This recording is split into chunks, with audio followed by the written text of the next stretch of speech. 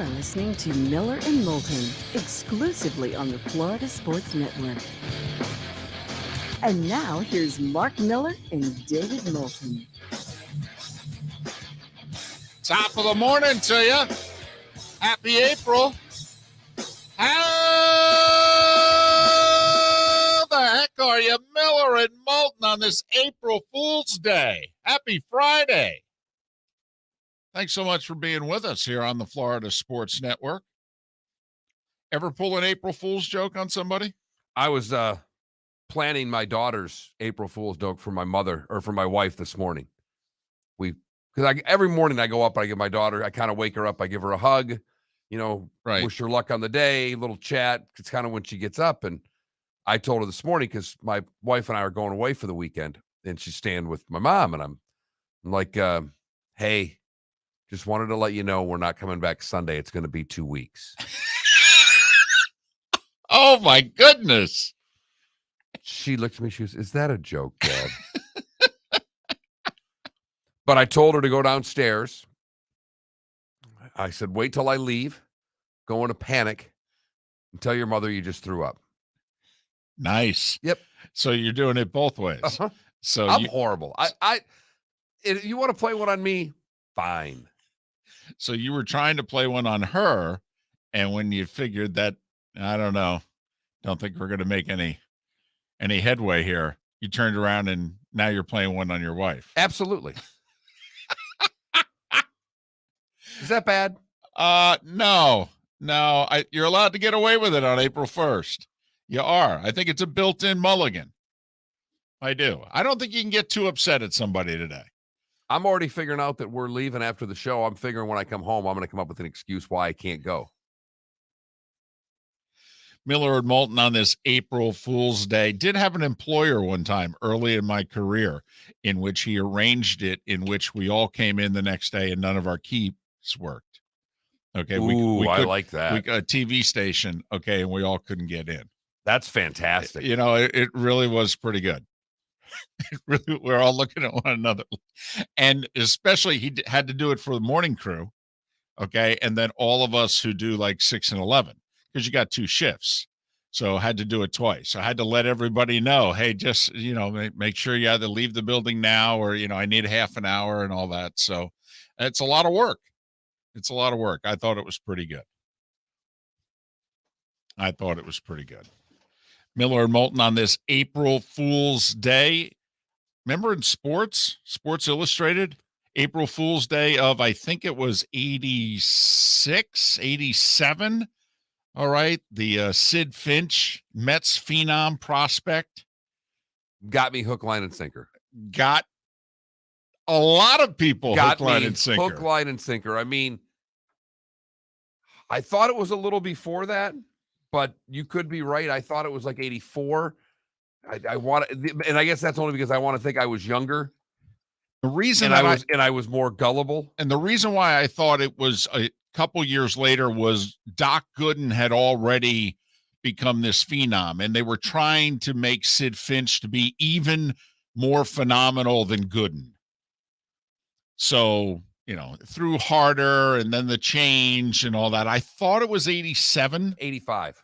Oh, it was 85. So it was after Gooden's rookie year. It was 85. And I only do that because, I was hoping by 18 I could be a little smarter than that. But at 15, David, they got me. Sure. And Sports Illustrated was a monster in the mid-'80s. Obviously, no internet. It was run. I mean, I don't know about you, but that was a great day every week when Sports Illustrated was in the mailbox. Right. Yes, that's right. In the mailbox. That's right, Felipe. We waited patiently. And if the mail was off by a day, it was a really big deal. What do you mean my Sports Illustrated's not here on Thursday? I got to wait till Friday? And you look at the mailman like, what are you guys doing down there?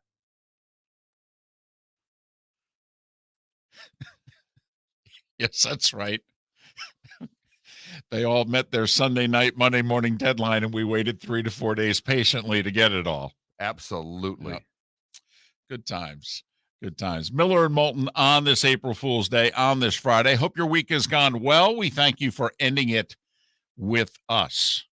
I was I always, you do today was a day one, but I always have my errors and omissions. So usually before the show, I put a couple of things. I just kind of look at a couple of things. I did not realize, and see, Felipe may realize this, that 12 years ago on April Fool's Day, YouTube basically fixed their search engines so that video links would actually lead to Rick Ashley's Never Gonna Give You Up. And that's fantastic. 14 years ago, actually, 2008. So I wasn't living on YouTube 14 years ago. I used it to watch the occasional music video, maybe. But that's a modern day because, see, Felipe got all excited because he remembers this. Sports Illustrated, Sid Finch, people canceled subscriptions to the magazine. They were so bothered over the fact they were fooled by Sports Illustrated. And the beauty of it is that no one knew that they were fooled. No, Sports Illustrated didn't say a word, by the way. All right. They went to print and the whole deal. Had people in the Mets organization looking at one another going, who is this guy? I mean, that's how well it was done. And then people got upset. Come on. I mean, unless it's an April Fool's joke that in somehow, some way, causes real harm, not to your feelings, but I don't know, somehow like impacts a relationship. Somebody physically gets hurt. Roll with the punches. Like, folks suggesting in our Twitch chat room already, like if Arians unretired today, now that would be funny. That would be funny if the Bucks somehow, some way could pull that off, or Brady could retire today. But the biggest announcement that everyone is expecting today is going to come from one Tiger Woods. Right. About whether or not he participates in the Masters. And I did see several people on Twitter yesterday saying, any of you play April Fool's jokes that Tiger's playing the Masters, that you should be banned. People are already freaking out because Tiger has traditionally announced when he's had any health issues, and it was whether he was going to or not going to play in a major, he announces the Friday before the major. Right. Well, that's today. That also happens to be April 1st. Has people in a tizzy this morning. Technically, he does not have to announce anything. No, but he has. Because he's in the field. Right. So he could just let the day come. In theory, the only announcement he would be making today is take me off the list. I can't play. Because he's on the list of participants right now. I think there's 91. Would you like to be the single? By the way, Lanny Watkins, who's fastest player on tour. And I think it was in 91 in which they had an odd number and like Lanny went off first. And what do they call it when a marker. A marker. And Lanny played the round in 3 hours. Like a few minutes over 3 hours. And he shot like 67. He was like, this is the greatest round ever. Well, it was may have been last year, a couple of years ago, in the last three Masters. And, my wife and I were talking about, it's her brother's birthday today. And we started talking about what age everybody is. Ooh, an April 1st birthday. Yeah, he's 50 today. But we started talking about how old we are. And I made the comment, I go, I think we all can take 3 years off of our life. Whatever I should say 51 because the COVID years, we've got everybody completely screwed up with what birthday and what age we are. So you're subtracting because of the COVID? Because I have to admit, I think it's aged me. I feel I'm 56 going on 62. You could be right, but they just don't count anymore. Miller and Moulton on this Friday. So the Bucks had their presser yesterday afternoon, and it was all happy, happy, joy, joy. It's all everybody good was here. there, David. Nothing to see here. All right, you guys, you got it all wrong. All wrong. I want to retire. I'm tired. Arians kind of asked and answered his own question. Why is it that I'm retiring as opposed to potentially winning another Super Bowl, which would put me in the Hall of Fame with 2 Super Bowl championships? He goes, because I don't give a about the Hall of Fame. Now, that's Bruce Arians. It's not Todd Bowles. No, it's not. We're not going to get those type of quotes anymore. No, we're not. We're definitely not. Bowles said, by the way, that nobody has played a bigger role in his football career than Bruce Arians, going all the way back to Temple and what have you. But that owes a lot to Arians. Says that, I made some mistakes with the Jets, and then I'm going to do it my way this time. I tried to conform, and I'm going to do things a little differently. He did say, however, he's calling the defensive signals. He's going to have co-defensive coordinators, but when that blitz is dialed up, that's him. And also that Leftwich is going to be in control of the offense. Right. Which, well, I mean, we said that before, and he should be, but that's all right. Yeah.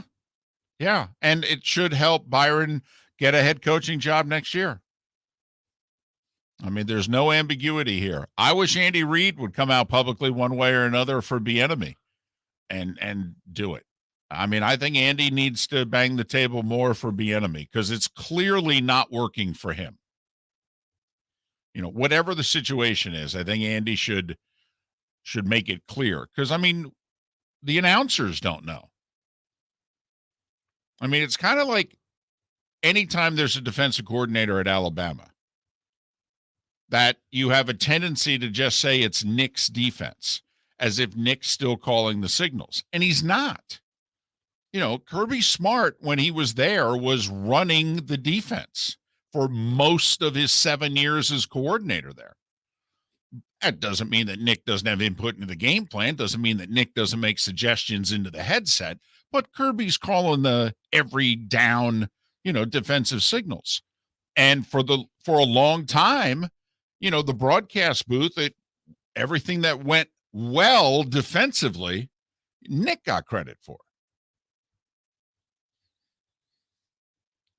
Don't know if it would end up being, it would have to be edited really well. Would love to be able to listen and watch a game just hearing coaches' headsets. Be some colorful language. I understand that. But I think even a quarter, just to see the speed at which they have to do their job, I think people would be amazed.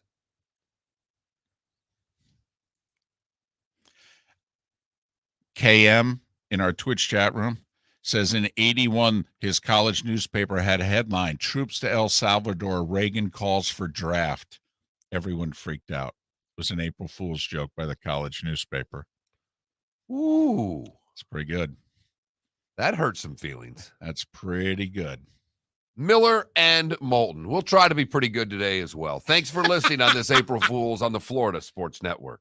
Hey, it's Mark Miller for the Training Grove by Orange Whip Golf, where golfers go to get better. Improve your golf game from home with Orange Whip Golf and Fitness online swing training program, The Training Grove. With a growing swing training video library and a daily program prescribed by golf fitness professionals, The Grove provides a clear path to unlock your most powerful swing, giving you control of your game like never before. Join thousands like me who have finally found a way to achieve results in half the time of traditional game improvement methods with The Grove's revolutionary blend of golf fitness, instruction, and award-winning Orange Whip products. Go to orangewhipgolf.com to get started for a free 14-day risk-free trial and use code Miller10 to get $20 off your first month. That's orangewhipgolf.com to get started for a free 14-day risk-free trial. Remember to use code Miller10. That will get you $20 off your first month. The Training Grove by Orange Whip Golf, where golfers go to get better. David Moulton for Napa, Napa Auto Parts, and Napa Filters. Insist on Napa Filters for your vehicles, or if you're a do-it-yourselfer, only buy Napa Filters. Napa has a filter for almost anything on earth that moves, whether it's motorcycles, foreign and domestic cars, vans, SUVs, earth-moving equipment. You get the idea. Napa Auto Parts, Napa Filters. Insist on them for your vehicles, or if you're a do-it-yourselfer, only buy Napa Filters. Bring your big mouth to John Smith Subs and indulge in their overstuffed subs with the freshest quality ingredients. Enjoy our famous steak bomb with perfectly grilled, marinated sirloin steak topped with provolone cheese, grilled onions, peppers, mushrooms, crispy bacon, juicy tomatoes, and creamy mayo. Boom! Made-to-order crispy fries can be paired with the Gator, the Cuban, the chicken bomb, or the Italian. Love local. Eat delicious with John Smith Subs. Find a John Smith Subs location near you today. You are listening to Miller and Moulton on the Florida Sports Network.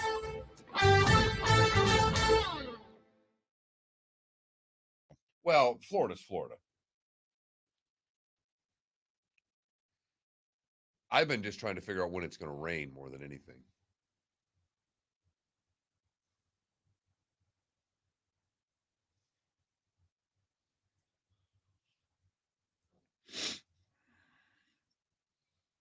Oh, yeah. Apparently it's rain through midnight, but yeah, 90% chance of rain on Saturday. And, Is this Vero? Yeah, and 50% on Sunday. That'll really piss you off. It rains the whole time you're there, and it stops raining as you get in the car to drive home. I don't even care.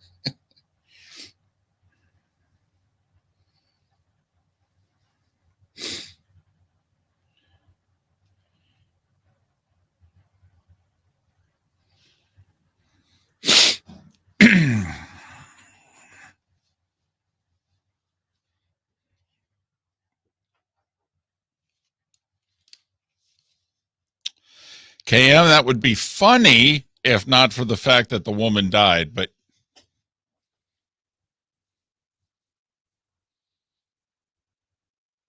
Wow, KW. Ooh. That's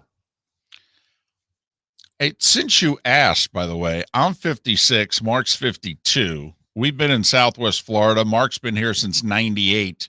I've been here since 99.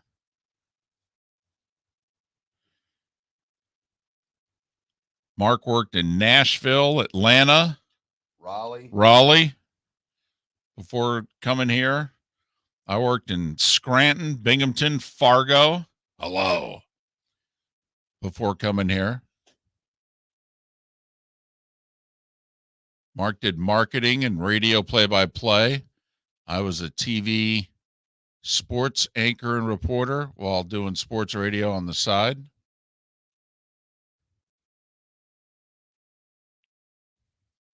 So that's a little bit of our background. By the way, are we sure Brooklyn's going to be the 8? Well, now it's a 3-way tie. I know. And Atlanta just drilled Cleveland by, what, almost 30 last night. Well, they're without Mobley. Mobley got hurt. Yeah, I know he got hurt 2 games ago.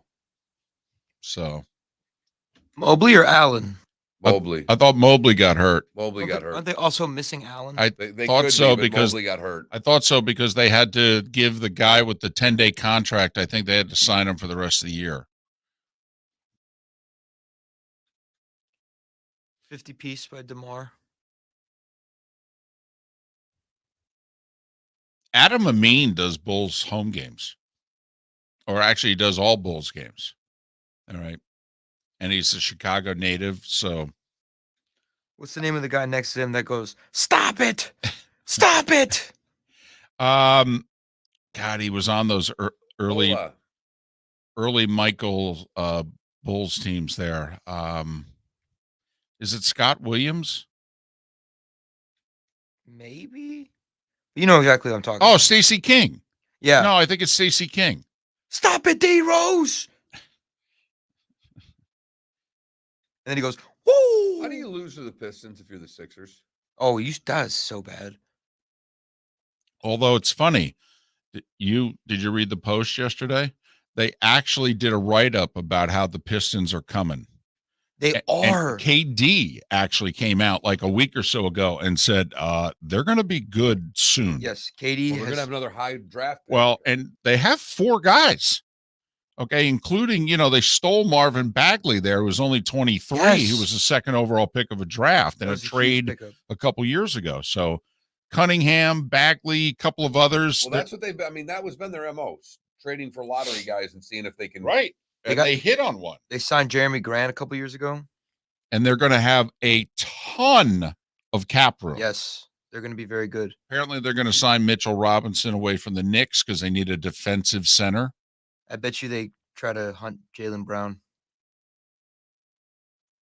But I'd love the Pistons to be good. It would be so good for that city. KD has always spoke highly of Cade Cunningham. KD and this Knicks beat writer were like, don't be surprised if the Pistons are in the play-in next year, and then the following year, look out. They're like, they're going to be good. Coming back.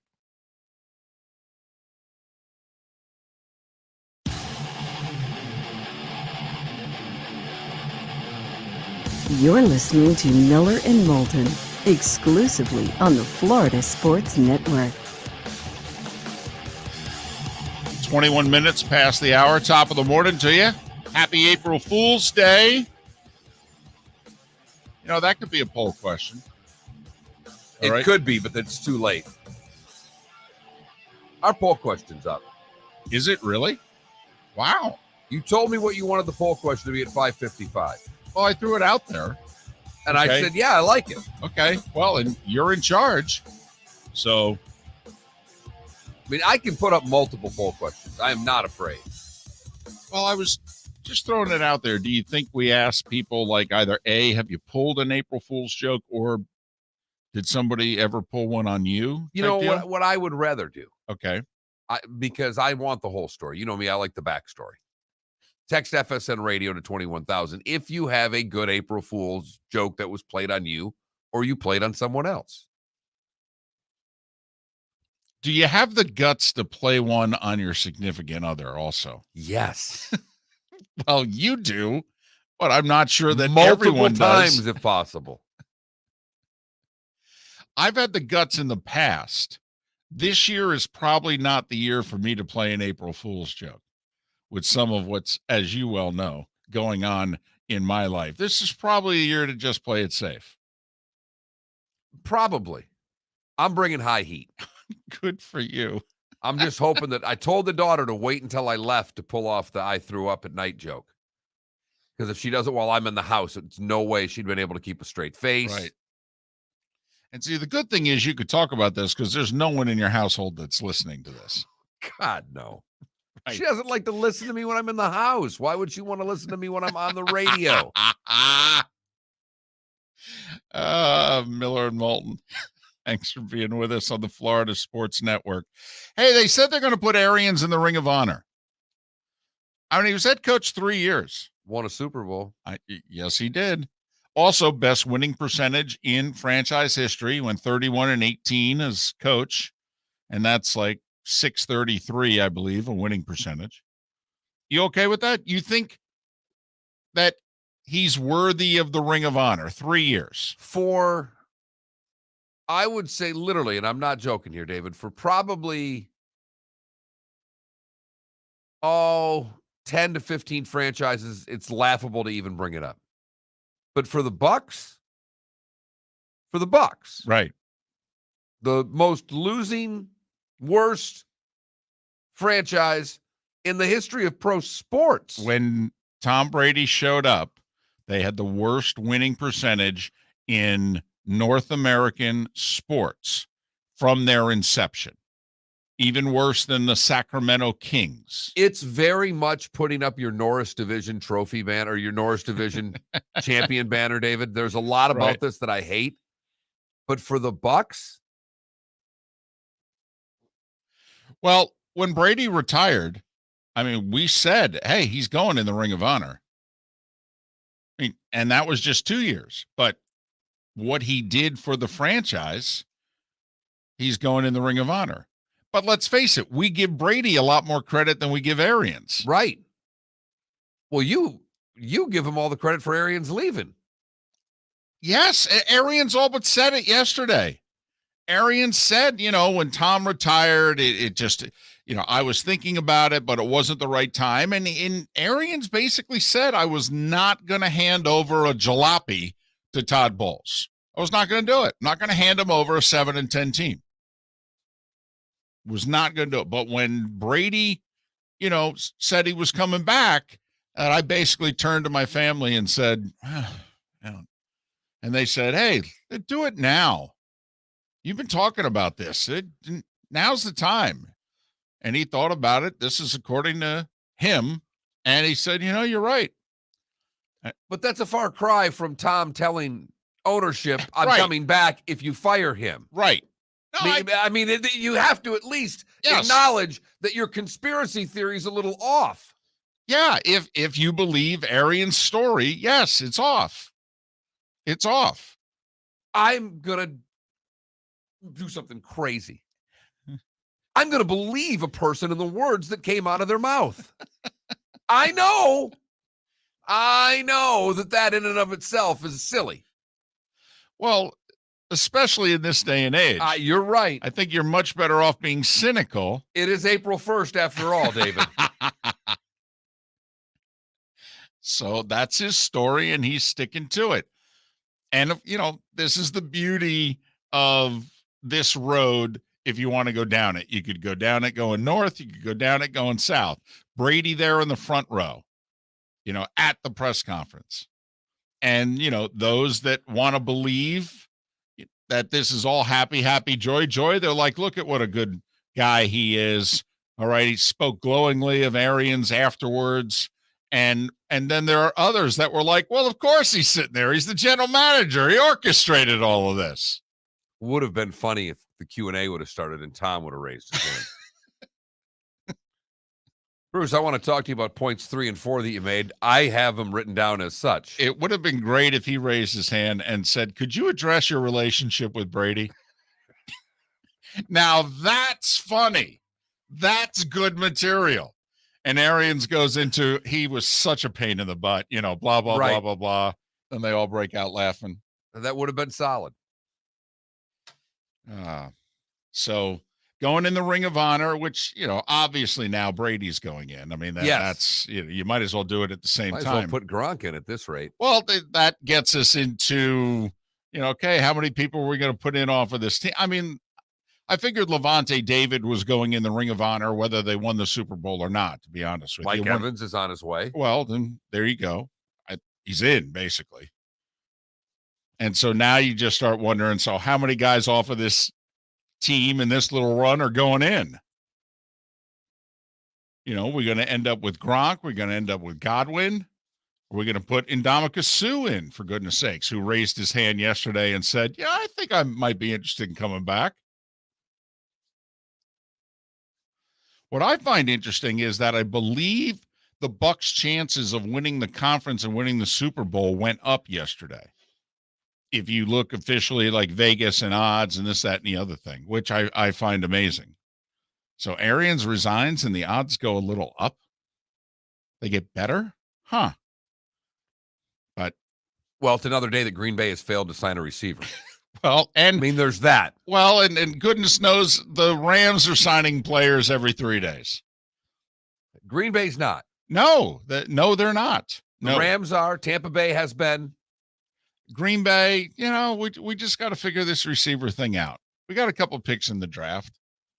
They're late first round. Right, because there's nothing we want to give Aaron Rodgers but 2 rookie wide receivers. That should make him really happy. Well, at least they'd be drafting wide receivers. Come on, he can't complain if they draft him some wide receivers. Well, he can't complain about anything now. He's getting $50 million.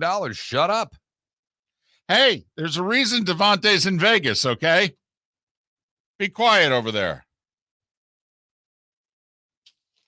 Miller and Moulton.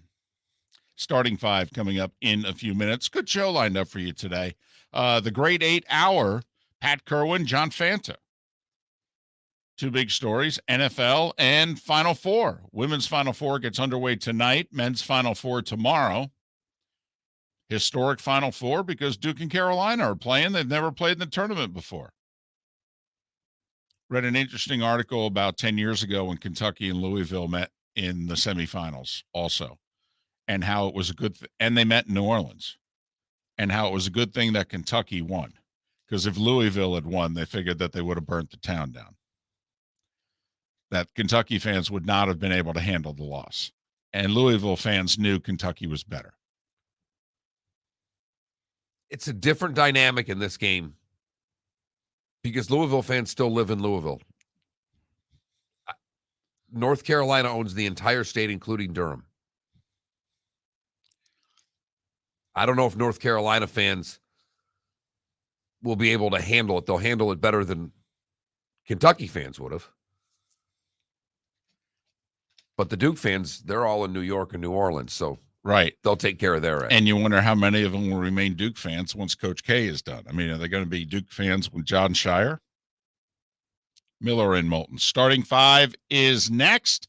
Thanks for waking up with us here on the Florida Sports Network. Bring your big mouth to John Smith Subs and indulge in their overstuffed subs with the freshest quality ingredients. Enjoy our famous steak bomb with perfectly grilled marinated sirloin steak topped with provolone cheese, grilled onions, peppers, mushrooms, crispy bacon, juicy tomatoes, and creamy mayo. Boom! Made-to-order crispy fries can be paired with the Gator, the Cuban, the chicken bomb, or the Italian. Love local. Eat delicious with John Smith Subs.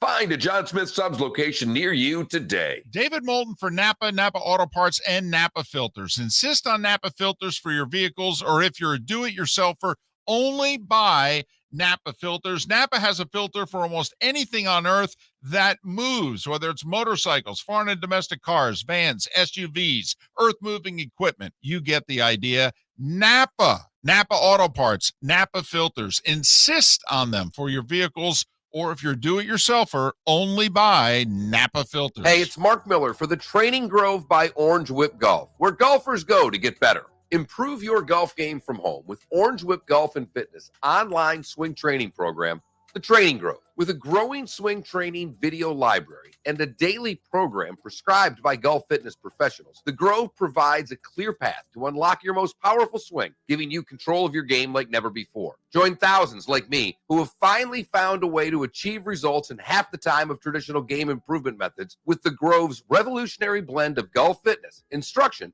and award-winning Orange Whip products. Go to orangewhipgolf.com to get started for a free 14-day risk-free trial and use code Miller10 to get $20 off your first month. That's orangewhipgolf.com to get started for a free 14-day risk-free trial. Remember to use code Miller10. That will get you $20 off your first month.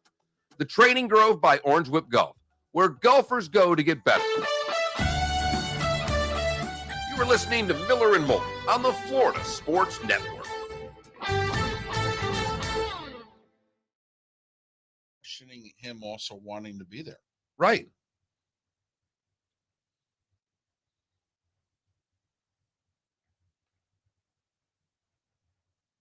I don't know why that picture. I was going down a TikTok all yesterday, and I don't know, it was a random girl, and she goes, someone asked me, why do girls take selfies like this and not like this?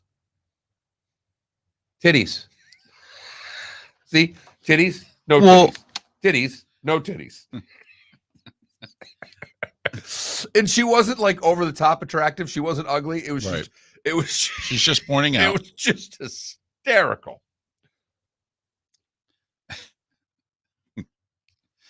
Okay. The heavy stuff's not going to come for quite some time.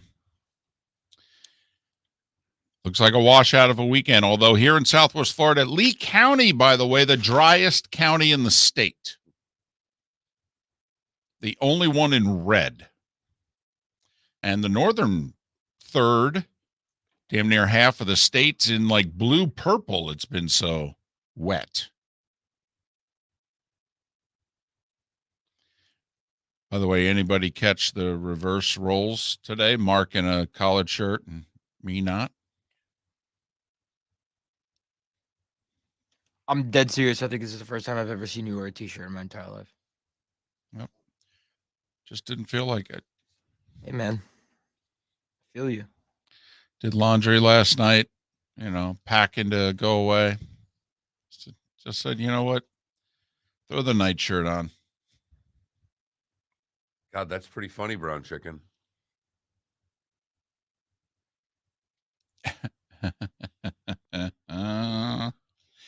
Muddy footprints all around. Wow.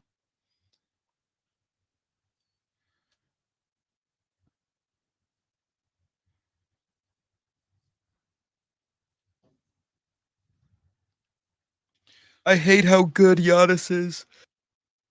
Thanks for that. He's so freaking good. Why do you hate that?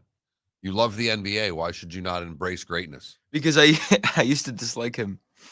How could you dislike? Well, not Giannis? him, but I used to think he was a little overrated. And only because anytime he'd come to town, the Heat would expose him and shut him down, which we did. And he'd have his worst games of the season in Miami, but that doesn't really make a whole lot of sense. Canada relief. with all due respect, until any of those Leafs do something in the playoffs, I'm sorry. I mean, there's a good chance they go home in the first round. And by the way, no, I don't hate. Neither of us hate Austin Matthews. No. He's been a guest of the show. Yes. We've had him on the show. Hopefully we'll have him on again. No. Big Austin Matthews fan. He's Mitch great. Marner, on the other hand. Mitch, show up in the playoffs. Arch, those irrigation techs have been ripping up my neighborhood for like 3 weeks, putting new wiring in. It looks like a hell of a fun job.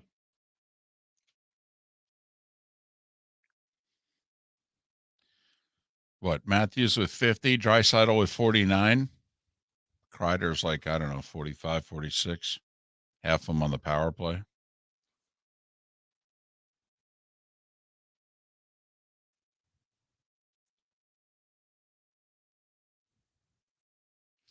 Boy, there's a difference between a scoring title and a Hart Trophy. Would you really give Austin Matthews the Hart Trophy? 1 minute.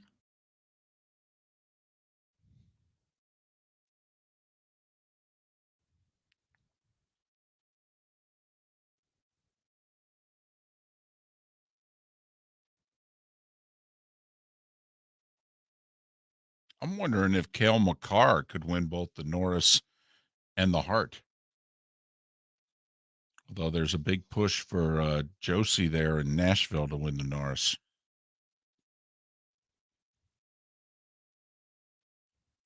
Or Yossi, I guess they pronounce it.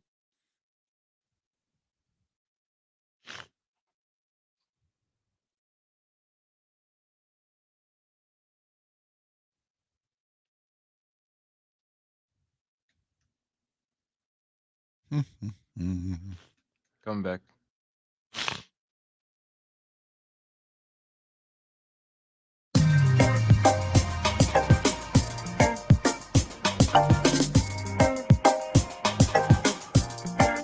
Welcome back to Miller and Moulton, only on the Florida Sports Network. 22 minutes before the hour. Top of the morning to you. Thanks for being with us, Miller and Moulton, Florida Sports Network. Our poll question's already up. What do you got, Mark? Just very simple. Who's playing for the title? Got the 4 choices up. So UNC Nova, UNC Kansas, Duke Nova, Duke Kansas. It's one of those two. Do you think Duke's winning? Or By 40. Oh, you're just honked at that country music guy. Bum. Eric Church, right? You say so. Come on. I won't even speak his name. Oh, my goodness. If by chance you missed it. So Eric Church is on tour. They're in Dallas tonight. He had a sold-out show in San Antonio coming up tomorrow. He canceled it and admitted the reason he's canceling it is because he's a huge North Carolina sports fan, which he is. He definitely is. Season tickets, football, basketball, big booster, the whole deal. And Somehow didn't know when they play the Final Four games. Well, obviously didn't think his team was going to the Final Four this year. Hell of a fan. I will say he's not even sugarcoating it though. No, he's not. No, he's not. He's saying this is the most selfish thing I've ever done. Yes. Right, that's not a good move in the country music world. Of all music genres, no. Of all music genres, that's the one where that line will get you the most heat. If a hip-hop artist said that, no one would give a damn. My response It's the essence of hip-hop music. My response anyway is boo-hoo. He can do whatever he wants. He's a very successful country singer. Yes, of course he can. And he can pay for the repercussions of doing this. Well, he's refunding the tickets. Well, but first off, you don't get your fees and charges back. First off, he's not. Right. And he's not. Ticketmaster is. Secondly, though, I think a lot of people would give him the pass that you're giving him if he had rescheduled the concert. He canceled the concert. Sold out show. Only date in San Antonio. That's fair. So, and what's remarkable is he's been getting about 3 days worth of grief and he hasn't rescheduled the concert. Nope. And if he had, after canceling it, it would have been too late for all the people that bought tickets because Ticketmaster automatically refunds it. And so they would have had to get back online / inline to try to get their tickets back.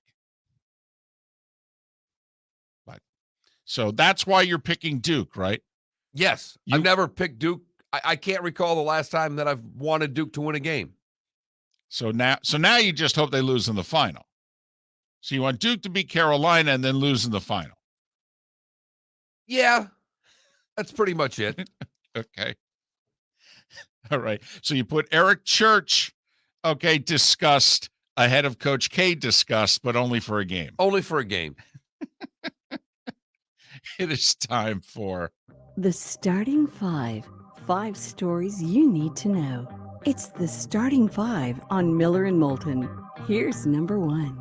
All right, Bruce Arians explained why it is he retired yesterday. Buck said, we are grateful for your 3 years. We're going to put you in the Ring of Honor later this season. Todd Bowles said, I'm going to do it my way. I didn't necessarily do that when I was with the Jets. By the way, I need to correct myself. He was not saddled with Geno Smith. All right, Geno Smith was just before Todd Bowles. He had Ryan Fitzpatrick, and then he had like Josh McCown and Sam Darnold as a rookie and what have you. But so Todd Bowles said, I made some mistakes with the Jets, but try not to make those again.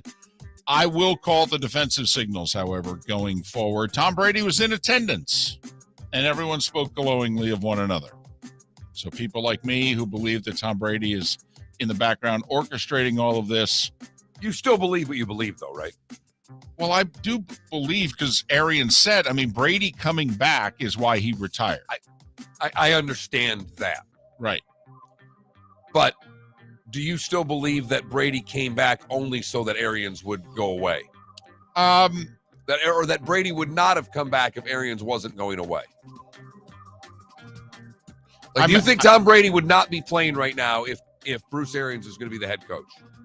No, I think he would have come back and would have played. Thank you. So that was hard. So my answer to the poll question yesterday could in fact be wrong. I'm not willing to concede that just yet. I'm waiting for some late vote totals from Miami-Dade. By the way, nearly 60% of the audience right with you. There you go. Good to know. Bunch of cynics. Yes. The Rams signed linebacker Bobby Wagner yesterday to a 5-year, $50 million deal, which could be worth like $60 to $65 million. He's a 31-year-old future Hall of Famer. Where they're getting this money from, other teams need to look into it. Not a good day for owners yesterday. Daniel Snyder now being investigated by Congress for financial improprieties. I tell you, they're just searching for anything they can on this guy. He's not going to be the owner of this team in 2 years because the NFL's already abandoned him and said to Congress, knock yourself out. In fact, I'll bet you Park Avenue called their tip line and said, let me tell you something. Well, now there's a conspiracy I can get behind, David, because if there's anybody leaking out information to Congress about Snyder, it's the NFL office. And remember the young lady claiming that Jerry Jones is her father? Right. And right. Well, it was disclosed yesterday that Jones has already written a check for $3 million to that family to try to, just be quiet. And apparently that family said, well, if you want us to be quiet, the number's 20. So not acknowledging that she's his daughter, but David, just saying. Kind of the way it goes. When they start blackmailing you, they don't quit. No. I learned that in the show.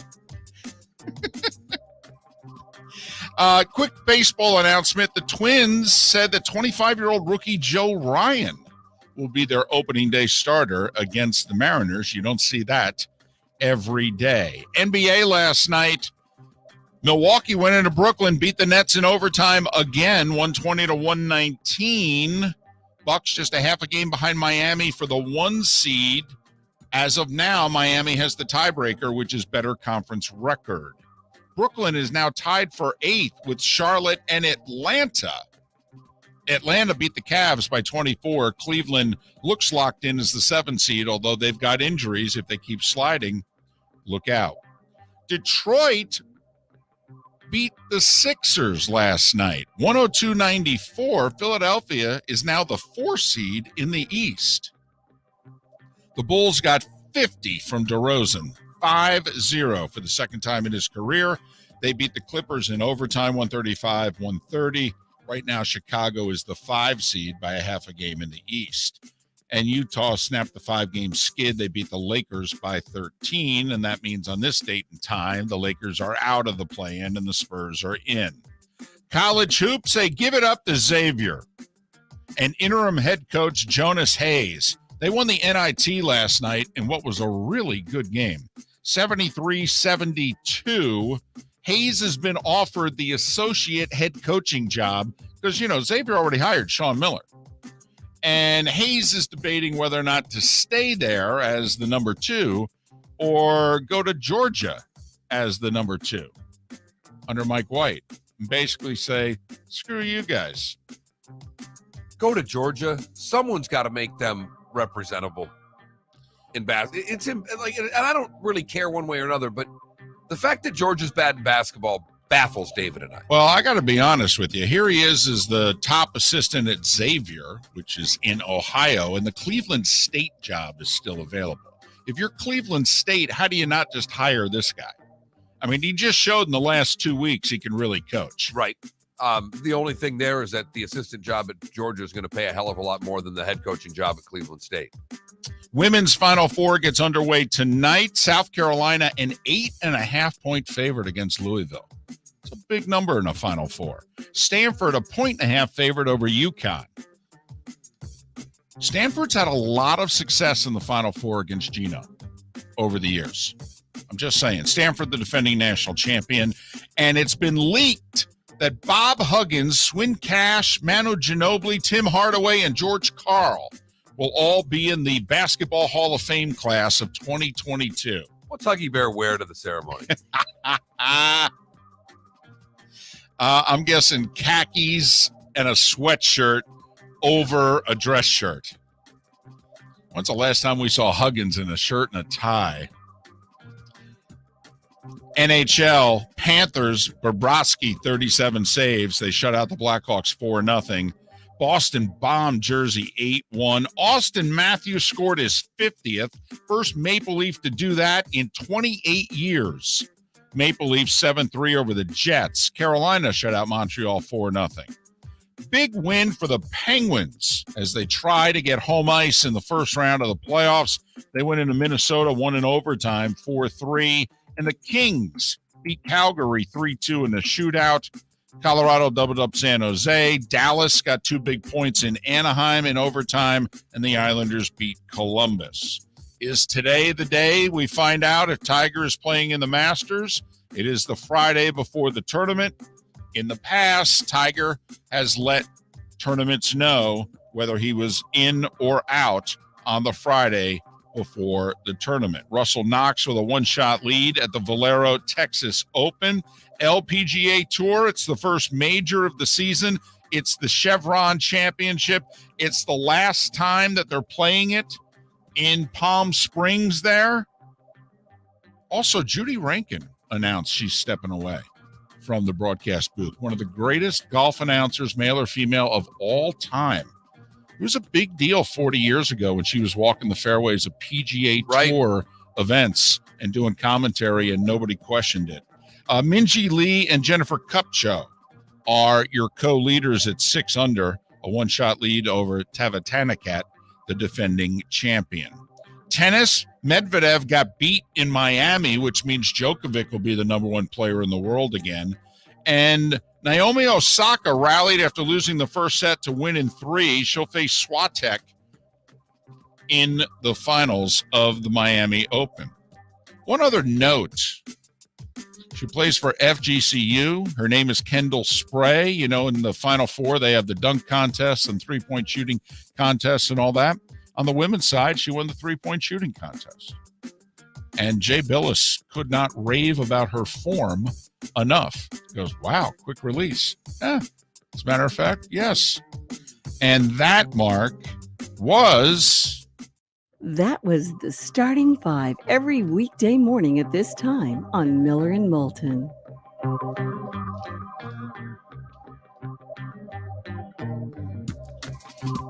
Would have loved to have seen those girls get to play a better game against Maryland. They had a rough game. It would be nice from a scheduling standpoint. I know we're not across the state. We are in the Fort Myers area, and we know Coach Semenko pretty well. It just, if they got more of the LSUs, if they could get a few more of those games, I think they'd be able to handle the tournament a little bit better. But you and I both know that'll never happen. Probably not. Women's Final Four gets underway tonight. It's in Minneapolis. Men's Final Four underway tomorrow. It is in New Orleans. 3 1s and a 2 on the women's side, a 1, 2 2s, and an 8 on the men's side. If Carolina wins, they would tie 85 Villanova for the lowest seed to ever win the national championship. Always like that. The big upset of Villanova, they were an 8. Right. And it was a single-digit point spread. Right. But that's just how big and bad Georgetown was in the early to mid-'80s, that it was seen as this major upset that Villanova beat them in the title game. And meanwhile, they had played twice in the regular season, and both games were decided by single digits. I mean, as Raleigh Massimino famously said to his team right before they left the locker room, boys, it's just another Monday in the Big East. Let's go. And what a Monday it was for Nova. Who is going to play for the title? That's the crux of our poll question today. Go to that Mark Miller, the David Moulton, FL Sports Network on Twitter, FloridaSportsNetwork.com on the interweb if you want to vote on today's poll question. At the end of the day, I'm picking Duke. I just haven't figured out who their opponent is yet. Probably Duke, Kansas, because of the Nova injury. I don't know how Nova's going to get through this. I think Nova's best shot is tomorrow, though. Like, I don't like their chances over 80 minutes because basically they're going to be playing 5 guys. That if they've got one great effort in them, I think it's tomorrow with all the pressure on Kansas. And the one thing that they're talking about a lot in Jayhawk land is that Kansas was probably the best team in the country 2 years ago when the tournament got canceled. And so for Self, who's only won the one, and it was 14 years ago, and for the Jayhawks, who are such a royal program and yet don't have nearly the national championships that you would think Kansas basketball has, that this is kind of like the almost makeup Final Four. Well, they've got to get it done. The thing with Nova is with the injury, they kind of had a big line, even with the 6 guys, they had 2 different styles they played. Now they only have one style to play. They're going to be easier to defend. And I think at the end of the day, that'll do it for Kansas. What do you think? Go to that Mark Miller, the David Moulton on Twitter for who's going to play in the championship game. Thanks for listening right here on the Florida Sports Network. Bring your big mouth to John Smith Subs and indulge in their overstuffed subs with the freshest quality ingredients. Enjoy our famous steak bomb with perfectly grilled marinated sirloin steak topped with provolone cheese, grilled onions, peppers, mushrooms, crispy bacon, juicy tomatoes, and creamy mayo. Boom! Made-to-order crispy fries can be paired with the Gator, the Cuban, the Chicken Bomb, or the Italian. Love local. Eat delicious with John Smith Subs.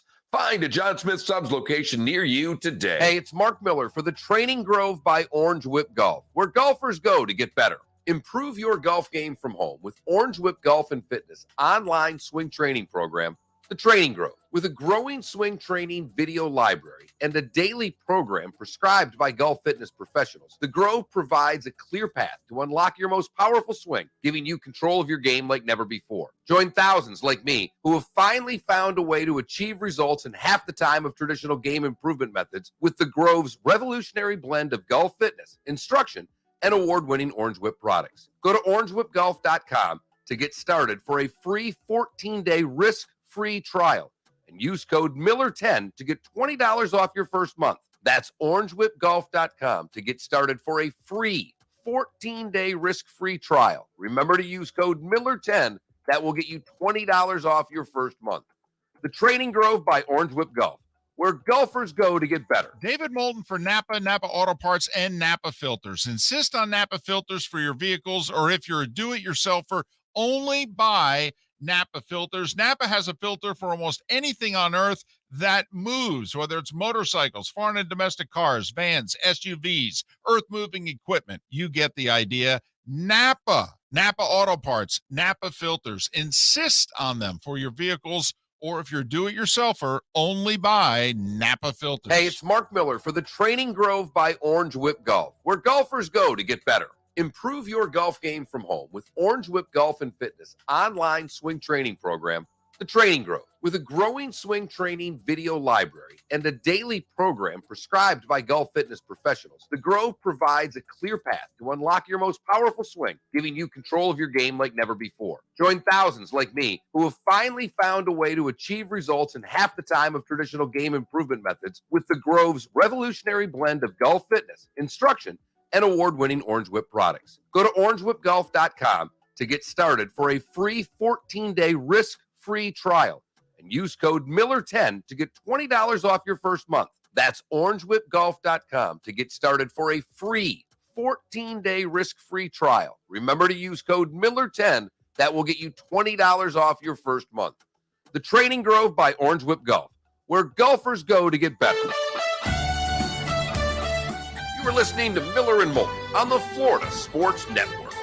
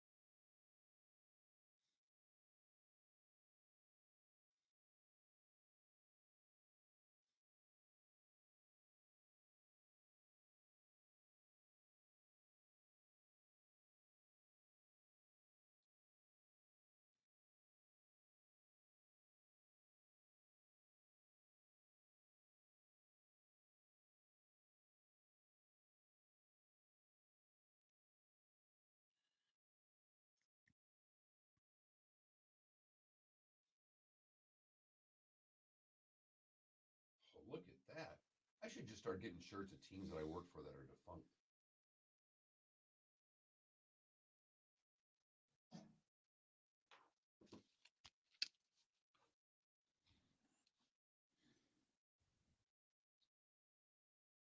Somebody in Aldi recognized my Atlanta Knights t-shirt the other day. Cracked me up.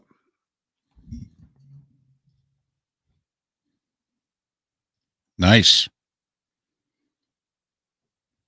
No, there's no concert on Monday, Paul. He's good.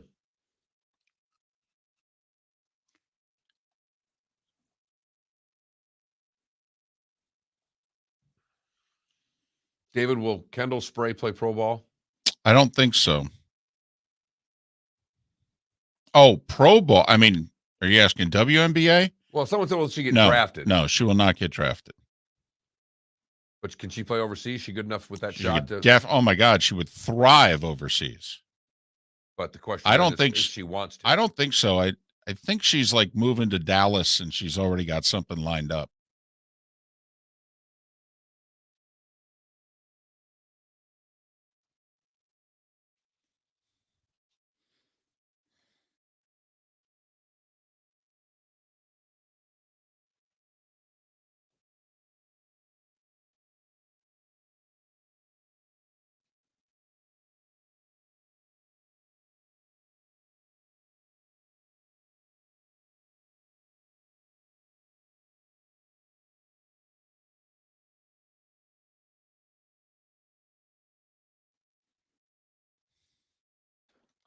Okay, yesterday at the game, there was a food truck with Maine lobster.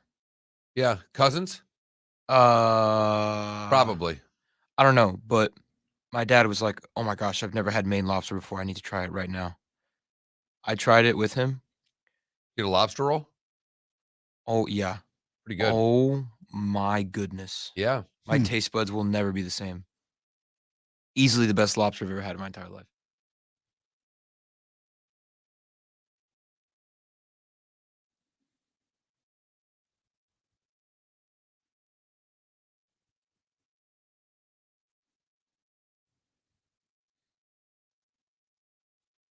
I can't find a poll question to like answer it and retweet it. Here we go. My bad. 10 seconds.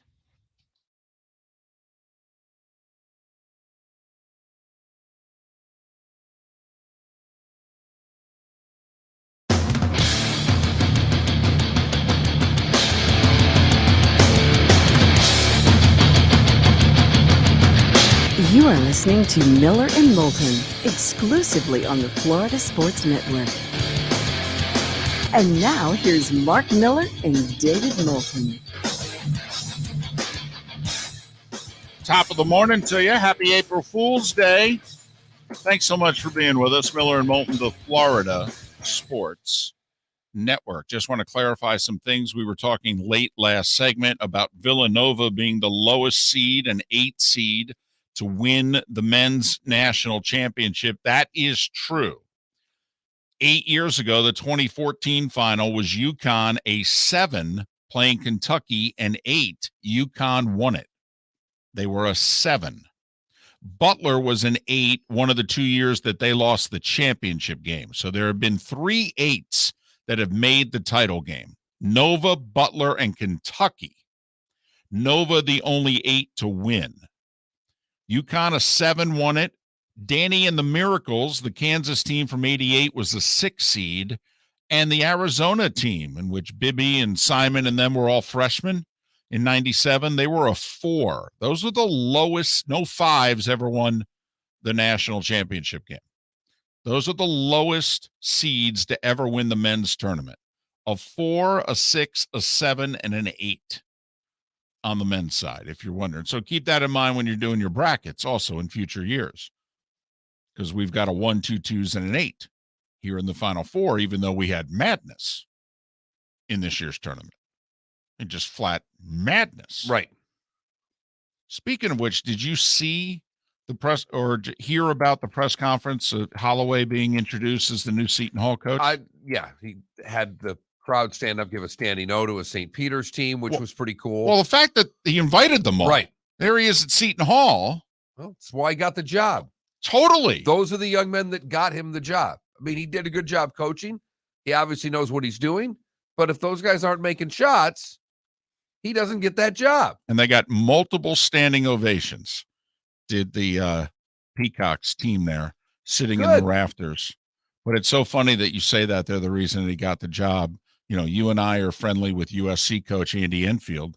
And when he got the job, and, you know, I was talking to him one day, he was renting a house, but he was building a new one. And I know I've told you this story before, but it was, you know, hey, how's the house coming? He goes, well, it's pretty much done. Oh, really? He goes, yeah, you walk in, you know, you got the Comer room to the left, you got the Feeler room to the right. I go, what are you talking about? And he goes, well, those guys built this place. I might as well name rooms after them.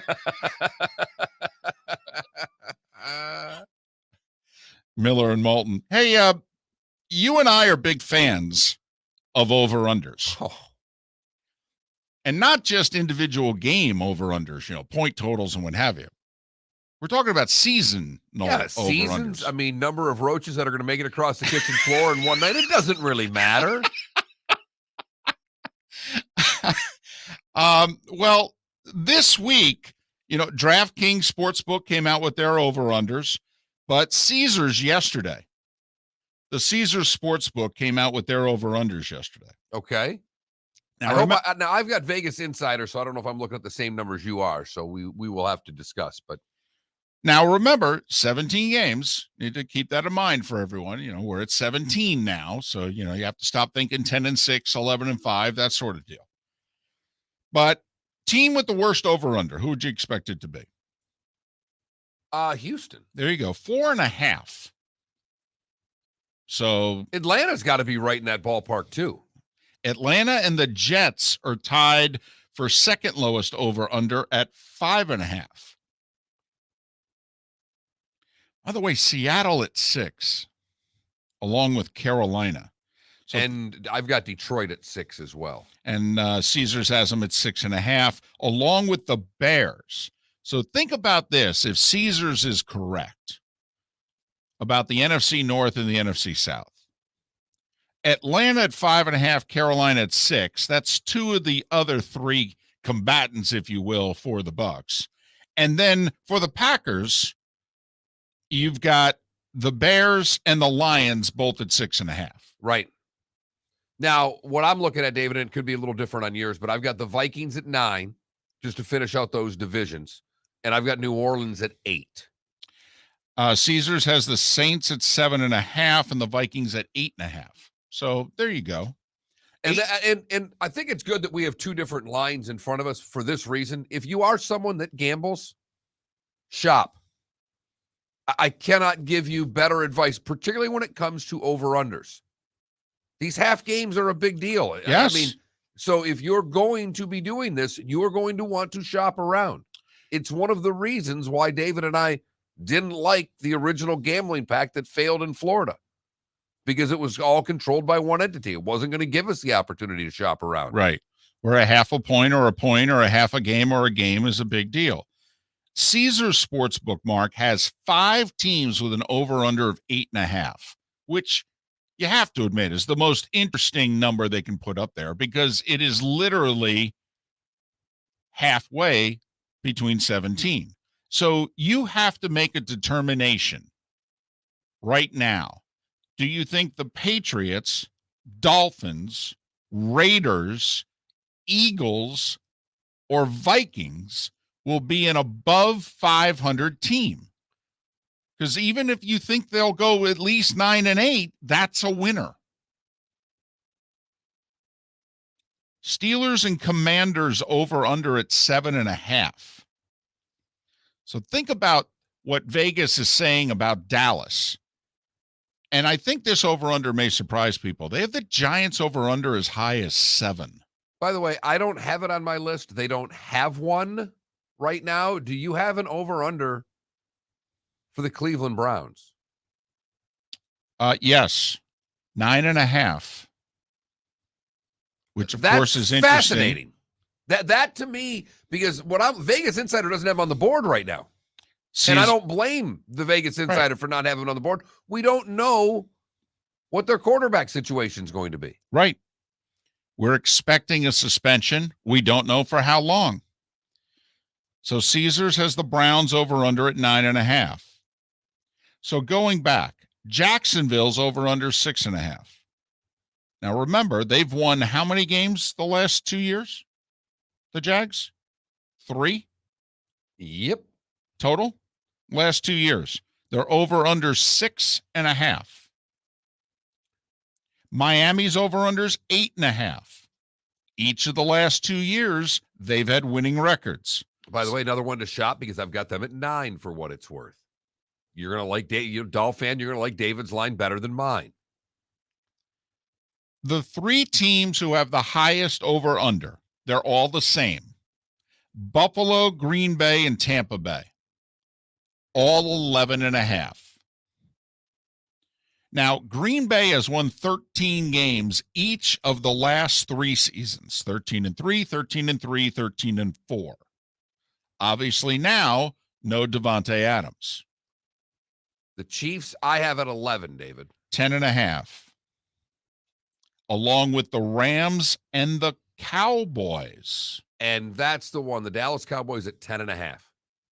So do you think the Cowboys, who they clearly have winning the East, they clearly saying, hey, this is far and away the best team because Dallas is 2 wins ahead of Philadelphia on Caesars Sportsbook's over-under. And they think that Dallas, who won 10 games last year, right? 10 or 11 games 12 last year. games last year. Did they really? Wow, I keep the getting one, that wrong. Well, no, the one good thing about this list, David, is that they have all of last year's numbers right in front of me. But they went 6-6 against teams not in the NFC East because they went 12-5 in the regular season and then lost to the Niners in the playoff game, so 12-6 overall. But to me, maybe the least amount of love, David, is for your man, RT17. Last year, they win 12 games. I've got the Titans at a 9.5 number. So does Caesars, tied with Indianapolis at 9.5. Bingo. So pick your poison. Who do you think's going to win the South? Titans or Colts? They give you the exact same number. I think you could go over on both and win on both. To me, this is the most interesting number of all the teams on the board. The Cincinnati Bengals went to the Super Bowl. Now, what would you think in a team that has only added to their roster this year so far in free agency, never mind what they get in the draft? They have added offensive linemen. They have made their biggest weakness noticeably better. They won 10 games last year in the regular season. They went to the Super Bowl. What would you guess the Bengals over-under is? I'll give you a hint. It's less than their win total from last year. 10. Caesars has them at 9.5. Oh, my goodness. Saying that they, hey, and they have the Bengals, they have the Browns, and they have the Ravens all at 9.5. And say, hey, with your money, you figure out how the AFC North is going to finish. Boy, I'm fascinated by the Cleveland number because we don't know how much Watson's going to play. If you think he's going to get suspended 6 games, don't you have to like the over for the other 2 teams in the division? Hoping that the Browns end up on the early season schedule for other teams in the division. Sometimes schedules can be backloaded, but I find the Bengals one most interesting. They did go to the Super Bowl, albeit as a 10-win regular season team, but this is where scheduling figures in. And there is a few analytical sites out there, and obviously we don't know when teams are playing games, but we know the 17 opponents and we know where the games will be. And this is Vegas doing their homework and saying, yeah, since he played a pretty easy schedule last year, and they ain't playing that schedule this year. And if you're going to play over-under bets, you really need to examine the schedule difference from one year to the next. There's no question. And we talked about Cincinnati, who they're getting. Obviously, with division leaders now, they're playing in a little more rarefied air. Well, 2 games at least are different, where instead of playing 4th-place teams from the 2020 season, they're playing 1st-place teams from the 2021 season. And I believe, isn't the crossover game by where you finished in division as well? I think they get Green Bay now instead of a Minnesota or a Chicago. And the crossover game is not a 4th-place team from the NFC. It's a 1st-place team. Bingo. On the road this year is the AFC, where last year they were home. Miller and Moulton, a little over-unders on the NFL schedule for you. No, there's never an early enough time to start talking about the National Football League on the Florida Sports Network. Bring your big mouth to John Smith Subs and indulge in their overstuffed subs with the freshest quality ingredients. Enjoy our famous steak bomb with perfectly grilled marinated sirloin steak topped with provolone cheese, grilled onions, peppers, mushrooms, crispy bacon, juicy tomatoes, and creamy mayo. Boom! Made-to-order crispy fries can be paired with the Gator, the Cuban, the chicken bomb, or the Italian. Love local. Eat delicious with John Smith Subs. Find a John Smith Subs location near you today. David Moulton for Napa Auto Parts, and Napa Filters. Insist on Napa Filters for your vehicles, or if you're a do-it-yourselfer, only buy Napa Filters. Napa has a filter for almost anything on earth that moves, whether it's motorcycles, foreign and domestic cars, vans, SUVs, earth-moving equipment. You get the idea. Napa Auto Parts, Napa Filters. Insist on them for your vehicles, or if you're do-it-yourselfer, only buy Napa Filters. Hey, it's Mark Miller for the Training Grove by Orange Whip Golf, where golfers go to get better. Improve your golf game from home with Orange Whip Golf and Fitness online swing training program, The Training Grove. With a growing swing training video library and a daily program prescribed by golf fitness professionals, The Grove provides a clear path to unlock your most powerful swing, giving you control of your game like never before. Join thousands like me who have finally found a way to achieve results in half the time of traditional game improvement methods with The Grove's revolutionary blend of golf fitness, instruction, and award-winning Orange Whip products. Go to orangewhipgolf.com to get started for a free 14-day risk-free trial and use code Miller10 to get $20 off your first month. That's orangewhipgolf.com to get started for a free 14-day risk-free trial. Remember to use code Miller10. That will get you $20 off your first month. The Training Grove by Orange Whip Golf, where golfers go to get better. You are listening to Miller and Moulton on the Florida Sports Network.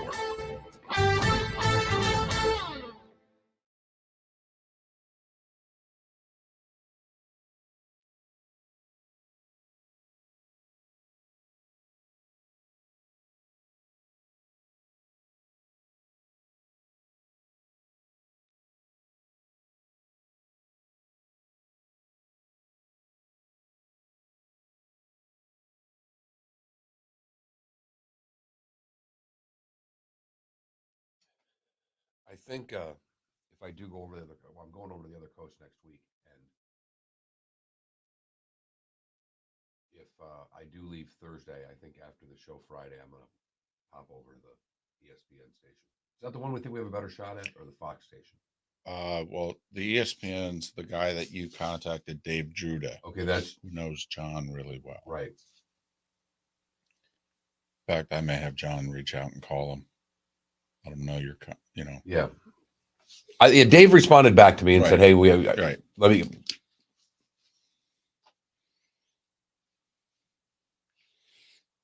Because I just want to ask, I'd want to just have an honest conversation. Like, are you guys winning in the mornings? Are you beating them? I wonder if I'll try to look it up. When are you going? Late in the week? Next week, yeah, Friday. If I did, it would be Friday. Oh, yeah, that's right. The car's coming getting your family Well, on Thursday. if I get the closing moved up, they Right. won't have to do that. I do need your little box. Oh, yeah. Okay. I think you should let them get the limo treatment. Well, I want to go for the dinner. I want to be there Thursday night. David, look, there are very few things in life that make me wow anymore. You have Dinner- a laptop, right? Yeah. Dinner at the Furlough House is one of the coolest things I've ever done. I figured out the count. There'll be 5, 7. I think there'll be 11, 12 of us. No. 11, 12 of us. And it's the full on, it's Dynasty. That's all I can tell you. It's Dynasty or Dallas. It's people doing this stuff. And, Right. And I think it's the coolest thing in the world. Philly was napping, ladies and gentlemen. There was a short nap, about a minute and a half. I don't think Tiger Klecko does a presser if he's staying in the Masters. I just think he releases a statement. Instagram or Twitter. Yeah. They've kind of gone Instagram because they can put more words on it. You still have the over-under? Yes. Okay. Because I want to do the Warren Sharp schedule strength. Perfect.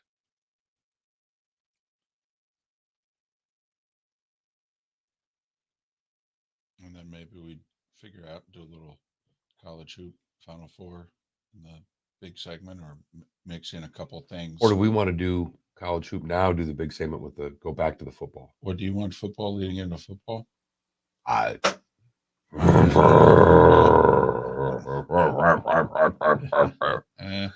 just don't know if we can do a whole long segment on basketball. I'm with you. And I don't have anything stupid here. It is. I will say, bringing the Cheez-Its. I will say, Paul, Felipe's been great this week. Okay. There's been very little napping. He's had a lot more energy this week. Yesterday, he was on his best behavior. His dad showed up By the midway way, through the what's show. I didn't give you this crap yesterday, but what's your dad's name? You just said, this is my dad. Emilio. Say it again. Emilio. Okay. Emilio. I didn't, I left yesterday going, I don't even know what Felipe's dad's name is. This is my dad. I thought he introduced himself with his name. Damn. Yeah, Emilio. Or as I like to call him, the bald man. You better be careful. Oh, I know. Usually it comes from the mom's side. I know. And my grandfather, I think I have my grandfather's hair because he has very thin hair. But you got a great mop. Yeah, but it might be, but it might be your best feature. And I'm not being a jerk. You got great hair. I know, honestly. And if that goes away, what happens? Right. My mom hates it when I grow my hair. I'm like, that's literally my best feature. Well, it's better than you trying to grow a mustache. Still there. Yeah, it is. Yeah, I know. Look at that little thing. It's ridiculous. Look at Honestly, that little you could keep that it little on. caterpillar there. I don't even know if by June 1st that'll be a stash. So now I'm gonna keep it till June 1st. Well, tell you what, keep it to the draft. You know what's Okay, funny is that Keep it to the NFL draft. Look, I shaved yesterday. I won't.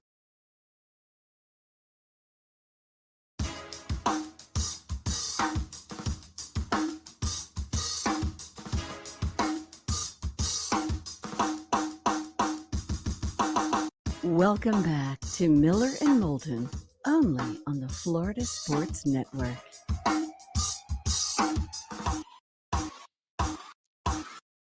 "21 minutes past the hour.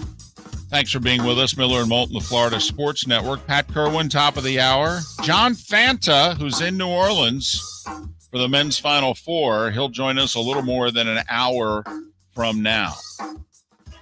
We were just talking, a couple of sports books this week have their NFL over-under numbers. For those of you that are not gamblers or aware of gambling, is they throw out a number between 1 and 17 as to how many games they think that a team will win in the NFL, or at least a number in which they say, this is a good number, you bet over it or under it. And so the three teams that have the highest over-under of 11.5, Green Bay, Tampa Bay, Buffalo. So clearly the sports books, Mark, are saying Buffalo is the favorite in the AFC. Right. And that has not been the case in a very long time. By the way, I've got the Chiefs at 11. 10.5. 10.5. So Caesars has them at. Chargers are at 10. Broncos are at 10. Yes, the Caesars Sportsbook has the Las Vegas Raiders with clearly the lowest over-under in that division. I believe 8.5. Yes. So they're basically saying they're not sold on Devontae Adams and the new head coach and whether or not that's even going to be an above 500 team. You decide. But at first glance, you see a team, you see an over-under, you think about how they did last year, and your reaction to a few of the teams and their over-unders may be, what the heck? They're better than that, or they're not that good. Like, pointed out, Caesars has the Giants over-under of 7. Well, the Giants have been, along with the Jets, the two worst franchises in the NFL the last 5 years in terms of total wins. I mean, even worse than the Jags, who have 3 total wins the last 2 years combined. Well, Mark, part of why certain teams' over-unders are a certain number is the difference in schedule from one year to the next. And while we don't know the dates of when teams will play, we know everyone's opponents and whether they're home or away. So Warren Sharp, who you and I follow, Sharp Football Analytics, I believe, is the webpage. you got to pay for it. I mean, for most of his stuff, you got to pay for it. And if you're a bettor and you don't pay for it, you're a fool. I'll just say that. His record is well above 60% betting the NFL for a decade now. And if you're a bettor, you know how good that is. So he broke down difference in schedule from last year to this year. And if you're number one, that means you have the easiest schedule this year compared to what it is you had last year. Ooh, I love this. So he's not saying. No, he's not saying it's easiest schedule. But he's saying compared to a year before, and then obviously on the other side, whose schedule is harder from the year before. And I know we ended the last segment talking a lot about the Cincinnati Bengals. So let's begin, David, if you don't mind, with what I think is going to be on the other end of this. Where are the Bengals in terms of their schedule entering the 2022 season versus the 2021 season? Hardest comparative schedule in the league. They're ranked 32nd. Their schedule last year compared to their schedule this year, they have the most difficult schedule difference of any team in the league, according to Sharp Analytics. For the crossovers, just so people are aware, the Bengals are playing against the AFC East, and they are playing against, I believe, the NFC South. Yes, the NFC South. But their crossover games for the Bengals this year, they get Kansas City, Dallas, and Tennessee. So the Bengals are 32nd. Interestingly enough, the Bills are 31st.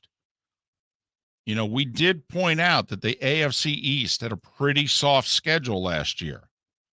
Patriots, oh, by the way, 30th. Yeah, the Bills end up playing the NFC North. So they'll get Green Bay, Minnesota, Detroit, and Chicago. And it looks like they have the AFC North as well. So Bengals 32nd, Bills 31st, Patriots 30th, Jets 27th. Interestingly enough, of the teams in the AFC East, in terms of comparative schedule, Dolphins at 21st. So they're making the case that the Dolphins' schedule last year, the hardest in comparison to what they have this year compared to the rest of the teams in their division. Who of what we think are going to be upper echelon teams gets the biggest break?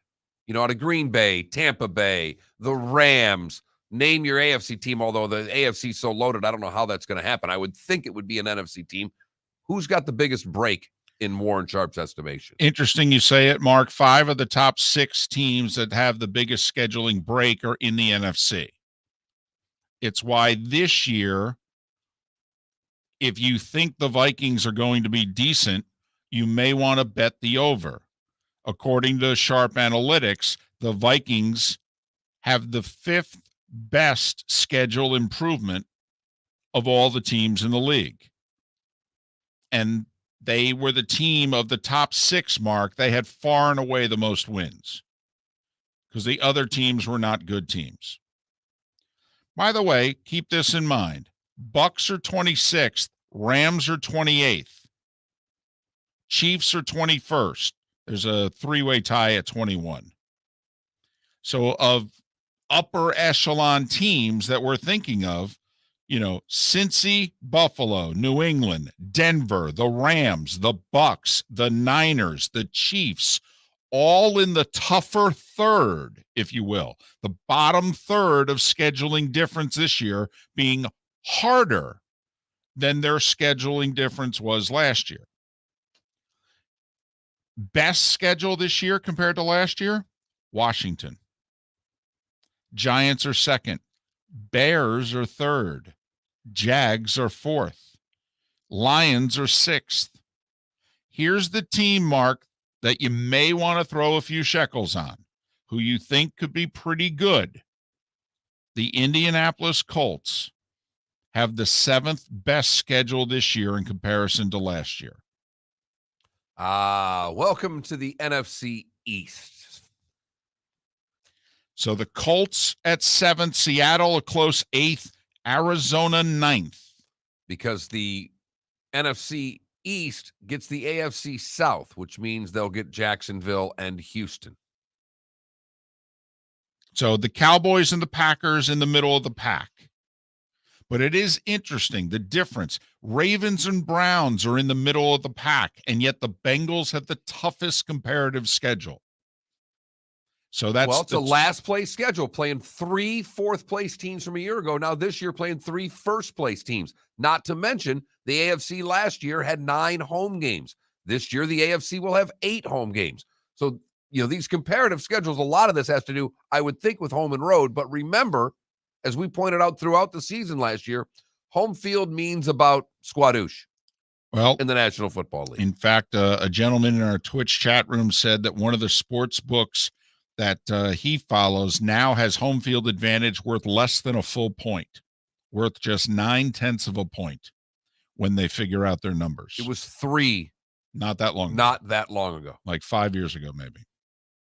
So I know we threw a lot out there, but between over-unders and the scheduling difference.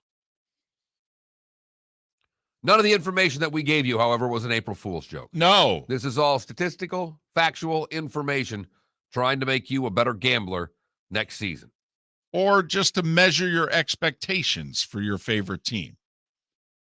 That too. Miller and Moulton. Pat Kirwan at the top of the hour. John Fanta in an hour. Hey, it's Mark Miller for the Training Grove by Orange Whip Golf, where golfers go to get better. Improve your golf game from home with Orange Whip Golf and Fitness online swing training program, The Training Grove. With a growing swing training video library and a daily program prescribed by golf fitness professionals, The Grove provides a clear path to unlock your most powerful swing, giving you control of your game like never before. Join thousands like me who have finally found a way to achieve results in half the time of traditional game improvement methods with The Grove's revolutionary blend of golf fitness, instruction, and award-winning Orange Whip products. Go to orangewhipgolf.com to get started for a free 14-day risk-free trial and use code Miller10 to get $20 off your first month. That's orangewhipgolf.com to get started for a free 14-day risk-free trial. Remember to use code Miller10. That will get you $20 off your first month. The Training Grove by Orange Whip Golf, where golfers go to get better. Bring your big mouth to John Smith Subs and indulge in their overstuffed subs with the freshest quality ingredients. Enjoy our famous steak bomb with perfectly grilled marinated sirloin steak topped with provolone cheese, grilled onions, peppers, mushrooms, crispy bacon, juicy tomatoes, and creamy mayo. Boom! Made-to-order crispy fries can be paired with the Gator, the Cuban, the chicken bomb, or the Italian. Love local. Eat delicious with John Smith Subs. Find a John Smith Subs location near you today. David Moulton for Napa, Napa Auto Parts, and Napa Filters. Insist on Napa filters for your vehicles, or if you're a do-it-yourselfer, only buy Napa filters. Napa has a filter for almost anything on earth that moves, whether it's motorcycles, foreign and domestic cars, vans, SUVs, earth-moving equipment. You get the idea. Napa Auto Parts, Napa filters. Insist on them for your vehicles, or if you're a do-it-yourselfer, only buy Napa filters. You are listening to Miller and Moulton on the Florida Sports Network.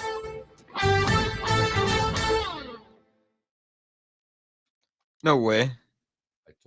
I close the my Twitch chat wife for 2 said, seconds and I get I this. bought that bananas this morning. And it is Friday at your place. You want spinach? And I said, no. Damn it, I My missed it. Catholicism will only Someone go so actually far said with this that? crap. I show up at church. I do all the stuff I'm going to do. But you know what I'm going to do? I'm going to eat meat on Friday because I don't care.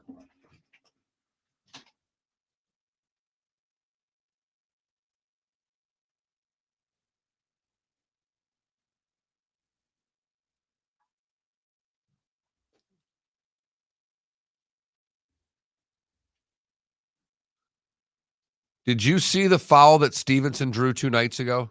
Oh my God, it was ridiculous. It was ridiculous. That's the ammo for people my age who can pile on that league. Yeah. That wasn't good.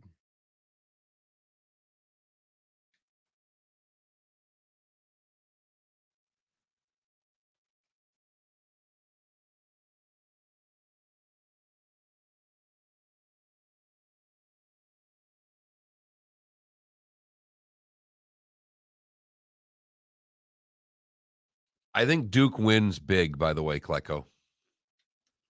You think they just kill Carolina? I think they win in cover. What's the spread?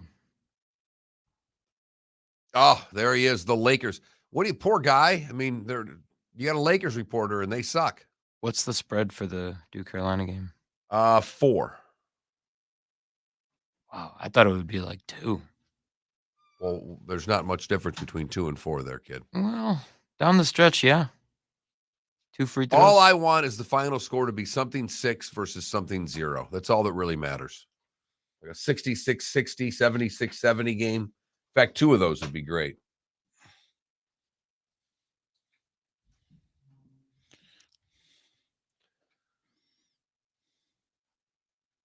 Yeah, I'm not too worried about the meat on a Friday thing. I've got to be perfectly frank with everyone. I'd eat a cheeseburger in front of a priest is about how much I care. That'd really piss my wife off, though, if I grabbed a McDonald's and sat in front of the church and had lunch today. I'm glad you picked up on that. I know you're reading something, but I saw the corners even turn on that one. Well, apparently my daughter, has Duke beating Kansas in the final 72-65 in her bracket. Okay. And apparently she's winning the bracket she's in. Of course she is. That's pretty good.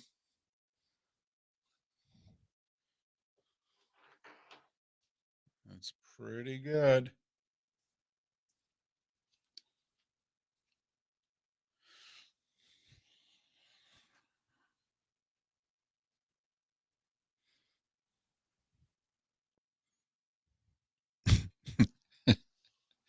Hops, that's a good one. I've never thought of that.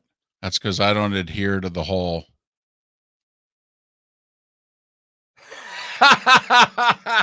That's funny. Did you ever?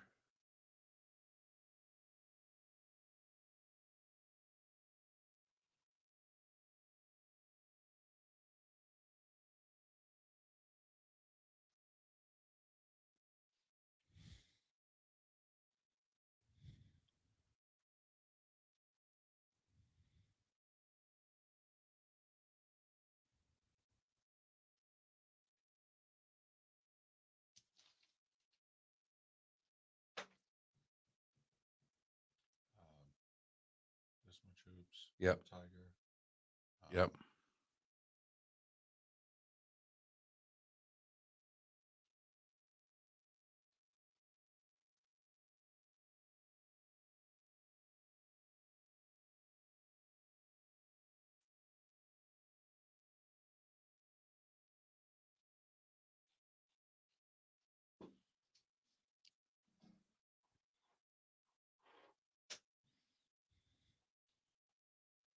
Most in a month since December of 62. What are you NBA talking- players with 50 in a game. Oh, wow. 7 different players have had 50. Come back.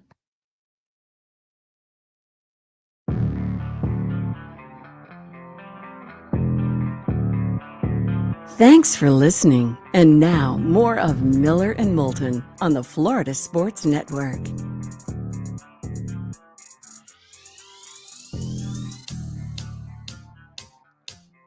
$22 before the hour, Miller and Moulton. Thanks so much for being with us. Florida Sports Network. Pat Kirwan at the top of the hour. John Fanta, 1 hour from now, live from Nollins. And the men's Final Four. We'll have John break it down for us. He does a lot of Big East. He's seen a lot of Nova. We'll ask him, how are they going to be able to get this done? He liked Nova a lot going into the tournament. I mean, he's a Big East guy, but he was spouting off against Nova. Our audience is not, David. Our poll question today is who will play for the title game on Monday. And right now, Nova getting 22% of the vote, if you will. 11% say Nova versus the Tar Heels. 11% say Nova versus Duke. Right now, Kansas versus Duke getting almost half of the votes. Kansas versus UNC getting around 30% of the votes.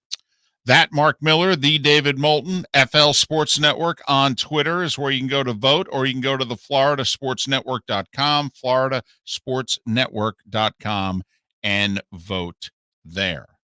I voted Duke, Kansas.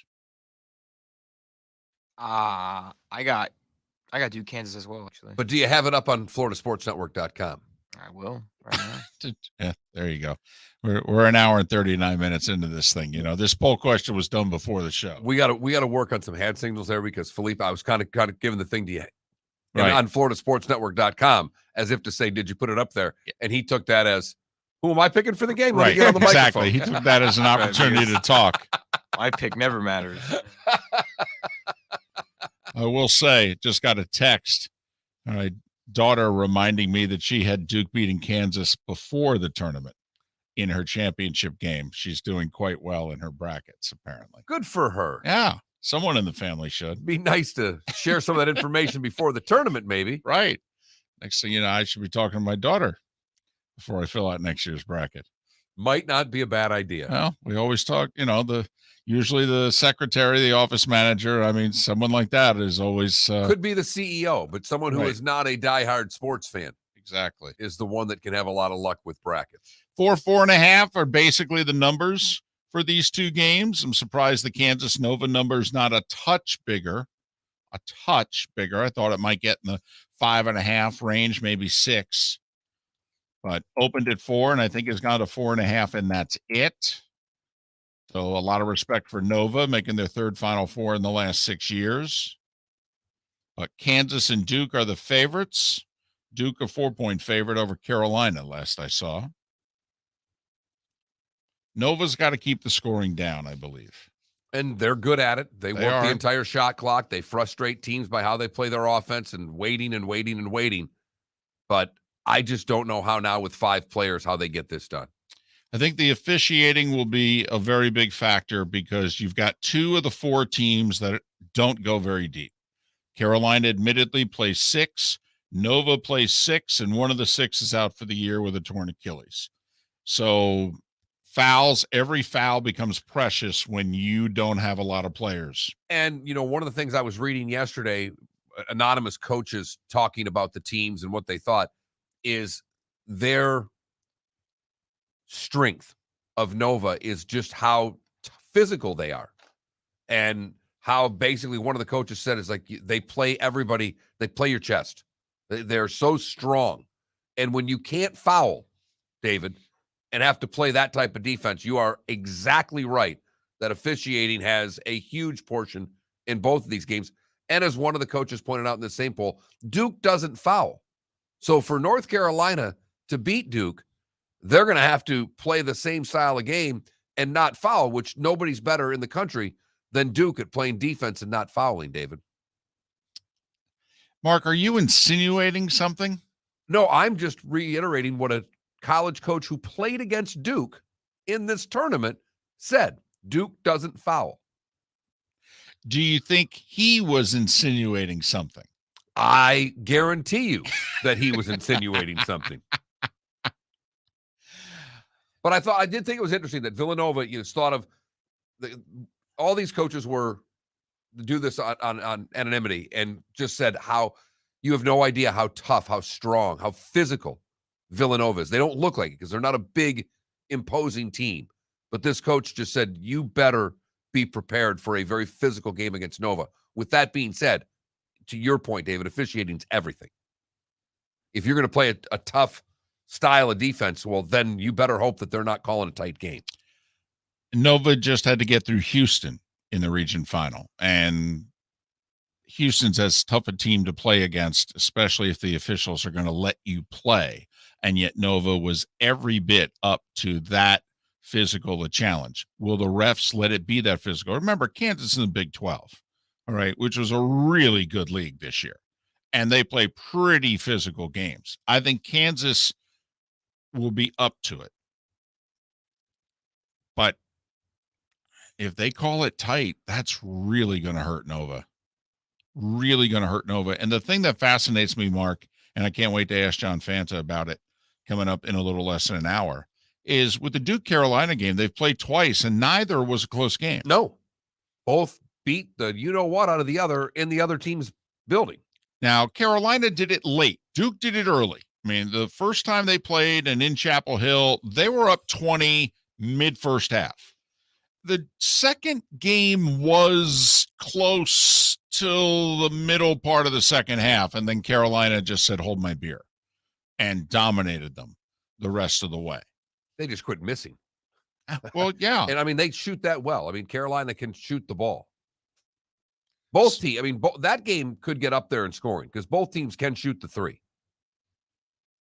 And Duke would rather play an up-and-down game. As would Carolina. And both games that they played were played at a nice pace. Hubert Davis, by the way, getting raves from the national media in terms of, because yesterday was media day. The 4 coaches and Mark Emmert, by the way, saw a couple of funny tweets in which they said, Mark, you shouldn't go last. Apparently he went last. And so the national writers were going, you just talk about Bill Self and Jay Wright and Mike Krzyzewski have all been here before. Hubert hasn't been here as a coach, but he was here as a player, and they were all great and relaxed and the whole deal. sometimes funny, entertaining, right? And then Mark Emmert to end the day, and they're all like, tough room, Mark. Tough room for you to sit here in front of and, espouse all the lies that come out of your mouth. right. Once again, he's saying, Congress really needs to do something about this NIL. He's putting it all on Congress's lap. Yeah, because our government has nothing to do but fix your problems. You pompous ass. He's getting paid well, though, and he's got a long-term deal. Everybody would want it. Oh, his job better than a consultant, David. Is it better than running a bowl game? The pay is significantly better. It does. All right. Job is, you're required to lie more. Well, yeah, you have to face the media and lie through your teeth. Right. It's more public than if you're walking around with the bowl job still. In fact, the Sugar Bowl CEO is the best job on the planet.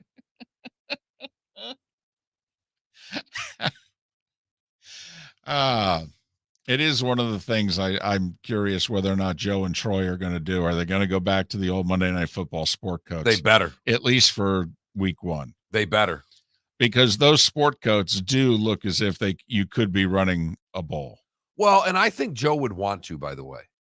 I agree. I think, obviously with his father, Joe represents spanning generations in baseball, but he's been doing it for so long, and he's always paid tribute to the history of the broadcast. I would think that he would be all over the first broadcast. Now, Troy, I don't know. You'd have to answer that one for me. Well, I'll tell you what. He posted a picture of Monday Night Mayhem, I think was the name of the book, that was written about Monday Night Football. And so he's reading it. I know he's reading it. He posted a picture on Twitter. It basically, had it there on the bed.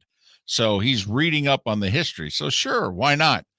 What I wish they would do you remember the early days of Monday Night Football? They didn't have headsets. Do you remember Howard broadcasting? Oh my! And it was a stick mic. That it was almost like attached to a big belt. Like they made a harness for a stick mic. Yes, and it was around the middle of his chest.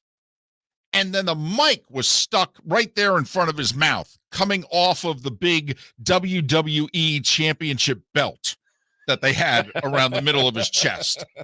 And so whenever he turned in the booth and what have you, he was still talking into the mic.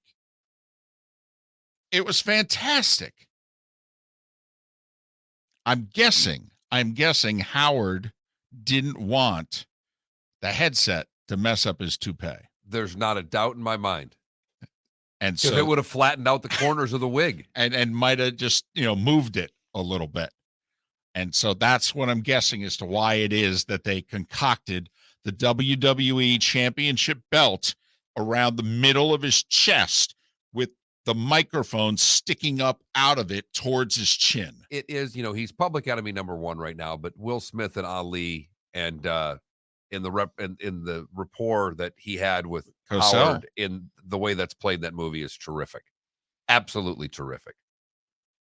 Very true. And then during his banishment, he would occasionally meet with Cosell, and obviously Howard interviewed him during his banishment.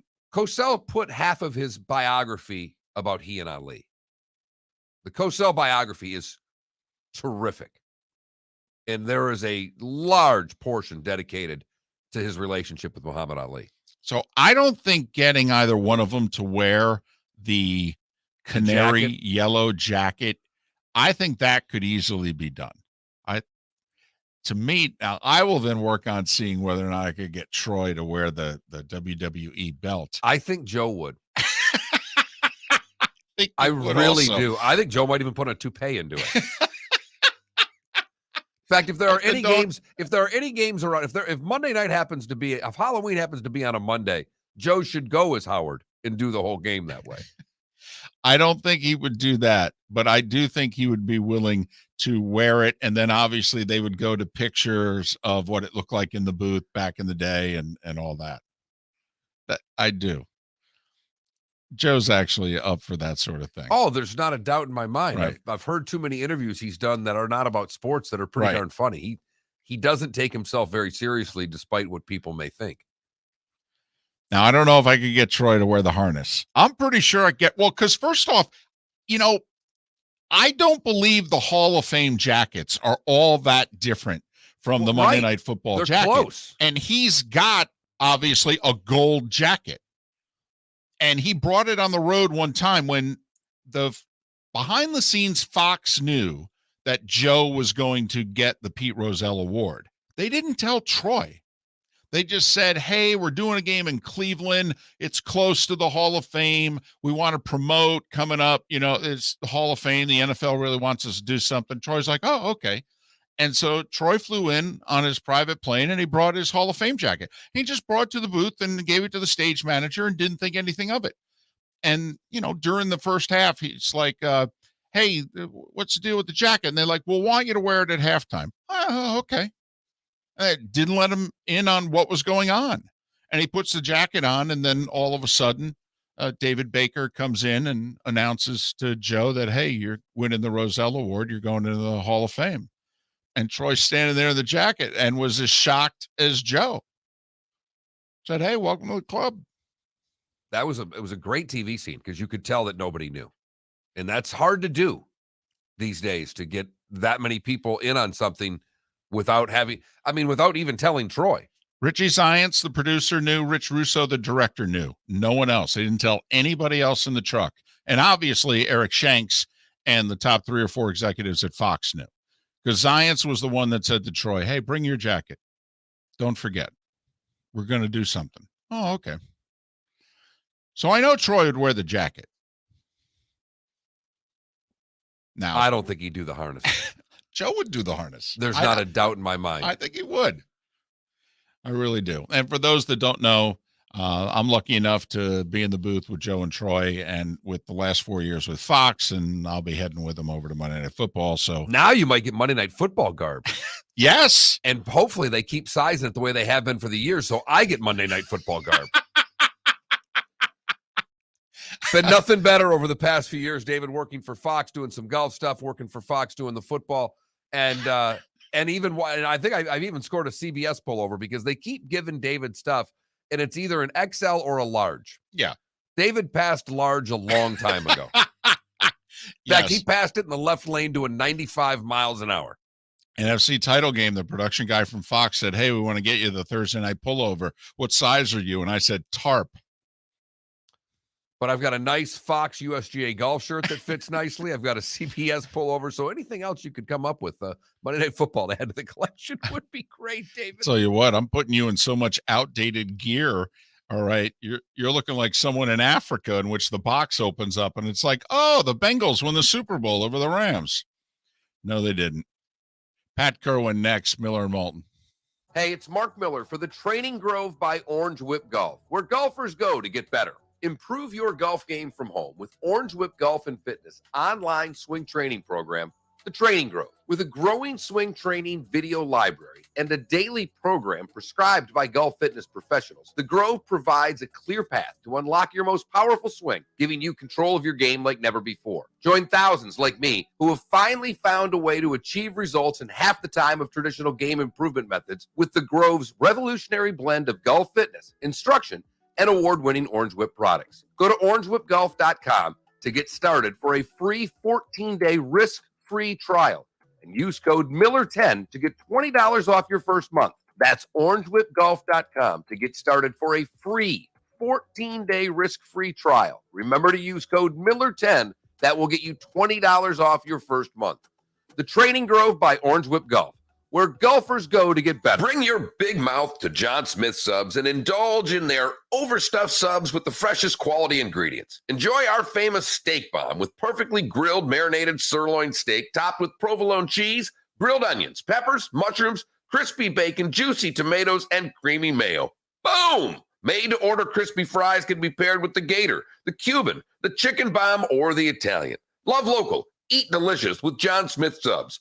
Find a John Smith Subs location near you today. David Moulton for Napa Auto Parts, and Napa Filters. Insist on Napa Filters for your vehicles, or if you're a do-it-yourselfer, only buy Napa filters. Napa has a filter for almost anything on earth that moves, whether it's motorcycles, foreign and domestic cars, vans, SUVs, earth-moving equipment. You get the idea. Napa Auto Parts, Napa filters. Insist on them for your vehicles, or if you're a do-it-yourselfer, only buy Napa filters. Hey, it's Mark Miller for the Training Grove by Orange Whip Golf, where golfers go to get better. Improve your golf game from home with Orange Whip Golf and Fitness online swing training program, the Training Grove. With a growing swing training video library and a daily program prescribed by golf fitness professionals, the Grove provides a clear path to unlock your most powerful swing, giving you control of your game like never before. Join thousands like me who have finally found a way to achieve results in half the time of traditional game improvement methods with the Grove's revolutionary blend of golf fitness, instruction, and award-winning Orange Whip products. Go to orangewhipgolf.com to get started for a free 14-day risk-free trial and use code Miller10 to get $20 off your first month. That's orangewhipgolf.com to get started for a free 14-day risk-free trial. Remember to use code Miller10. That will get you $20 off your first month. The Training Grove by Orange Whip Golf, where golfers go to get better. We're listening to Miller and Moulton on the Florida Sports Network.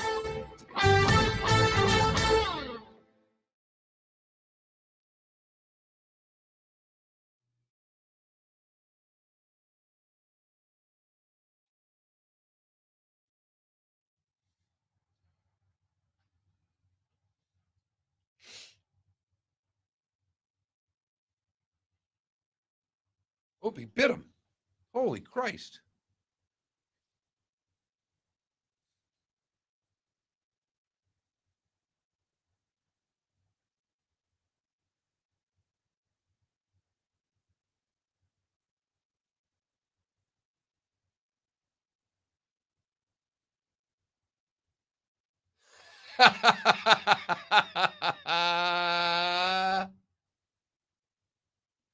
Not top 10 plays there. I don't know who it was. I don't even know who the guy running from second to third lost his shoe. Mm-hmm. The shortstop picked it up, does this. He goes, that's funny.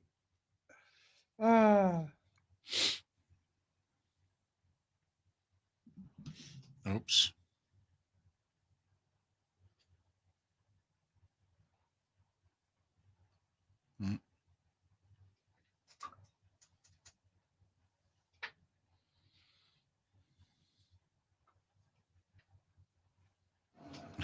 Oops. Whoop.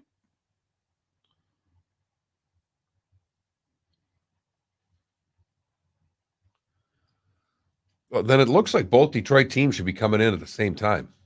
You saw Donovan Mitchell pull the Chris Webber. He doesn't have one. They do. You're right. It's actually a good point. Tigers too. The Tigers, the Pistons, and the Red Wings are all about 2 years away from supposedly being good.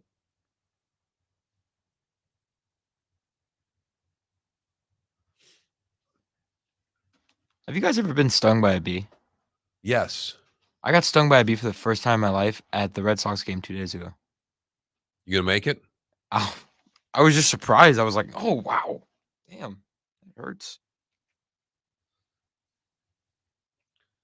I don't know if you've ever seen Portnoy's Twitter bio. I think it's either 2 or 3 time bee sting survivor. Yeah.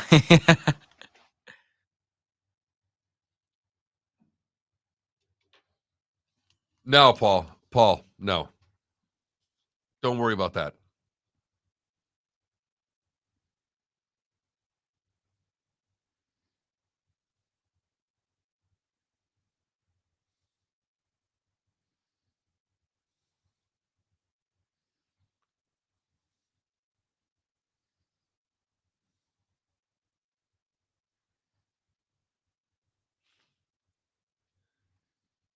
Philly, they're coming after you.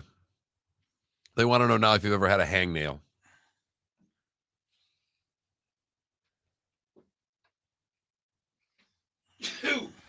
Bless you. Thank you. That one built for a while. That was a good 8-10 seconds of preparation for that sneeze.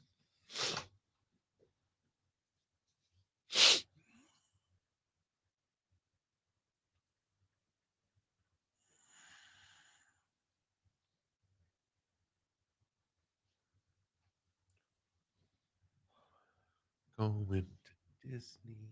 Yay. Yay.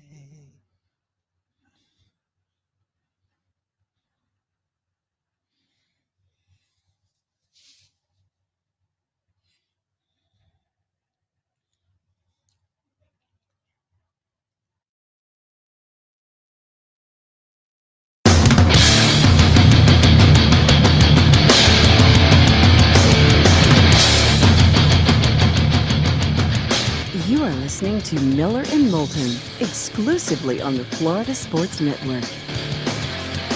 And now, here's Mark Miller and David Moulton. The final hour of the show and the week in Lake City, Tampa, St. Pete, and Port Charlotte and Venice. Halfway home in the 239. We are Miller and Moulton. This is the Florida Sports Network. Thanks so much for being with us. Our poll question at that Mark Miller, at the David Moulton, at FL Sports Network on Twitter. You can go to floridasportsnetwork.com and vote. So which two teams you think will be playing for the national title on Monday? Think Nova's going to win against either Carolina or Duke? You think Kansas is going to win against either Carolina or Duke? Those are your four choices, and vote accordingly. Right now, overwhelming majority of you think Kansas is going to beat Nova, and nearly half of you think that Kansas will be playing Duke for the title on Monday. Pat Kirwan is kind enough to join us once again from NFL Radio's Moving the Chains weekday afternoons. He joins us courtesy of Pinchers from Tampa to Key West and many points in between. Pinchers, because you can't fake fresh. So did you have that $39 cheeseburger? How was it? Oh, I ate it slow. It was fine. I just save some for the next day. You know, it's like when you've been around the cap, you start to say, oh, let me just see this. If I eat half today and half tomorrow, it's an $18 burger. Oh, it's pretty sad. Pat, the last time we talked to you, Bruce Arians was still the coach of the Tampa Bay Bucks. What was your level of surprise the way this thing shook out? None. Back when he decided to get into coaching again, there was a committee at the NFL. I had two friends on the committee, and they were interviewing all the prospects of candidates, and Bruce was one of them. And when Bruce came in to make his presentation to the committee, he said, this is short term. I'm going to hire coordinators that I think should be head coaches. I'm going to be on the cutting edge of hiring women, more minorities than any staff around, and I'm going to build this thing, and then I'm going to walk away from it. And he was very clear back then. And then, of course, he wins the Super Bowl, and people think he's going to work forever. I think he's living out the plan, and I think he always knew his health wasn't 100%. But he said it was very clear back before he came to Tampa. And the guys on the committee, I believe, are in shock. And two of them shared with me what his presentation was, and that was it.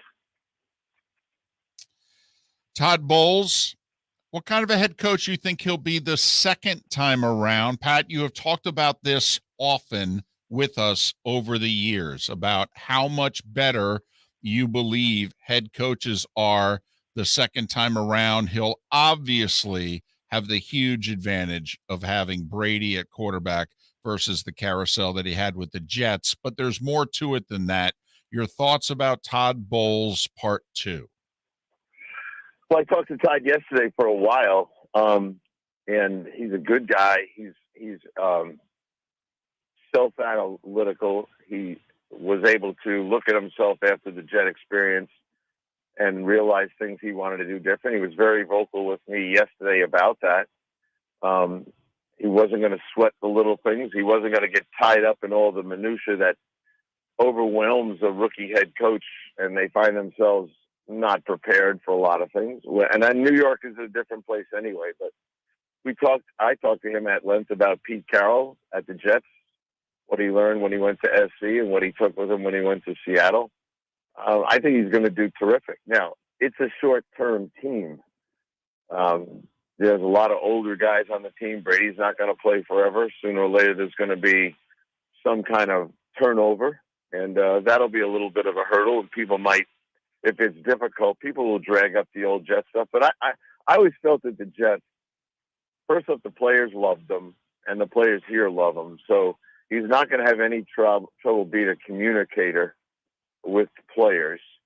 He already has a staff, and he's not having to experiment with hiring. He knows every one of these guys. We talked a lot about Byron, and he knows exactly what Byron's doing and what he can do. He said he had a long conversation with Tom, and Tom was on board with him.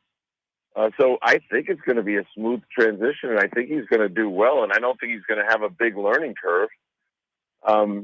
But he also said to me, look, I have only been studying the defensive players for the draft. I haven't got to get up to snuff on the offensive guys and start thinking about the future here, which he understands, of, starting to blend in more young guys. I think he'll do terrific, and I think he was the choice all along when Bruce took the job. Okay, he is going to continue to call defensive signals. Your thought on whether that's the right move, Pat?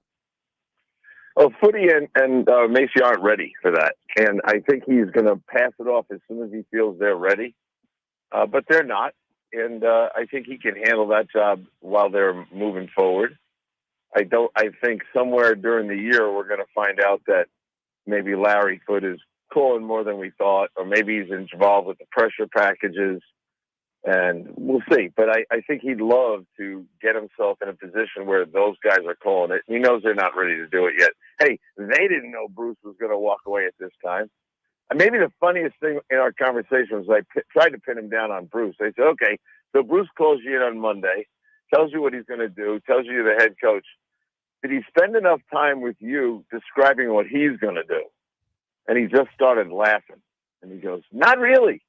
And if you think I know what he's going to be doing, you'd be wrong.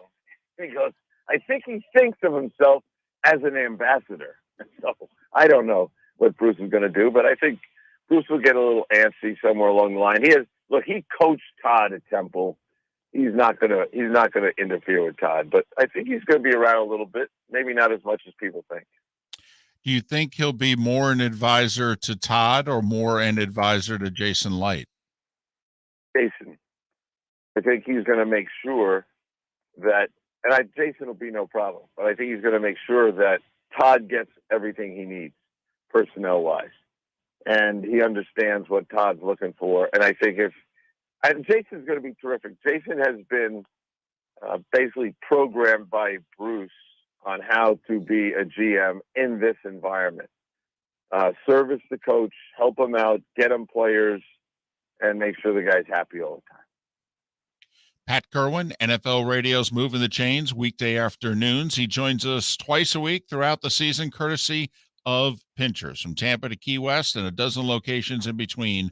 Pinchers, because you can't fake fresh. Well, Pat, the other thing we talked to you about on Tuesday was the overtime, and you had thought there was a lot of momentum of John Harbaugh's fifth quarter. You thought it was going to be tabled. We were all wrong because none of us thought anything was going to get passed. It did get passed.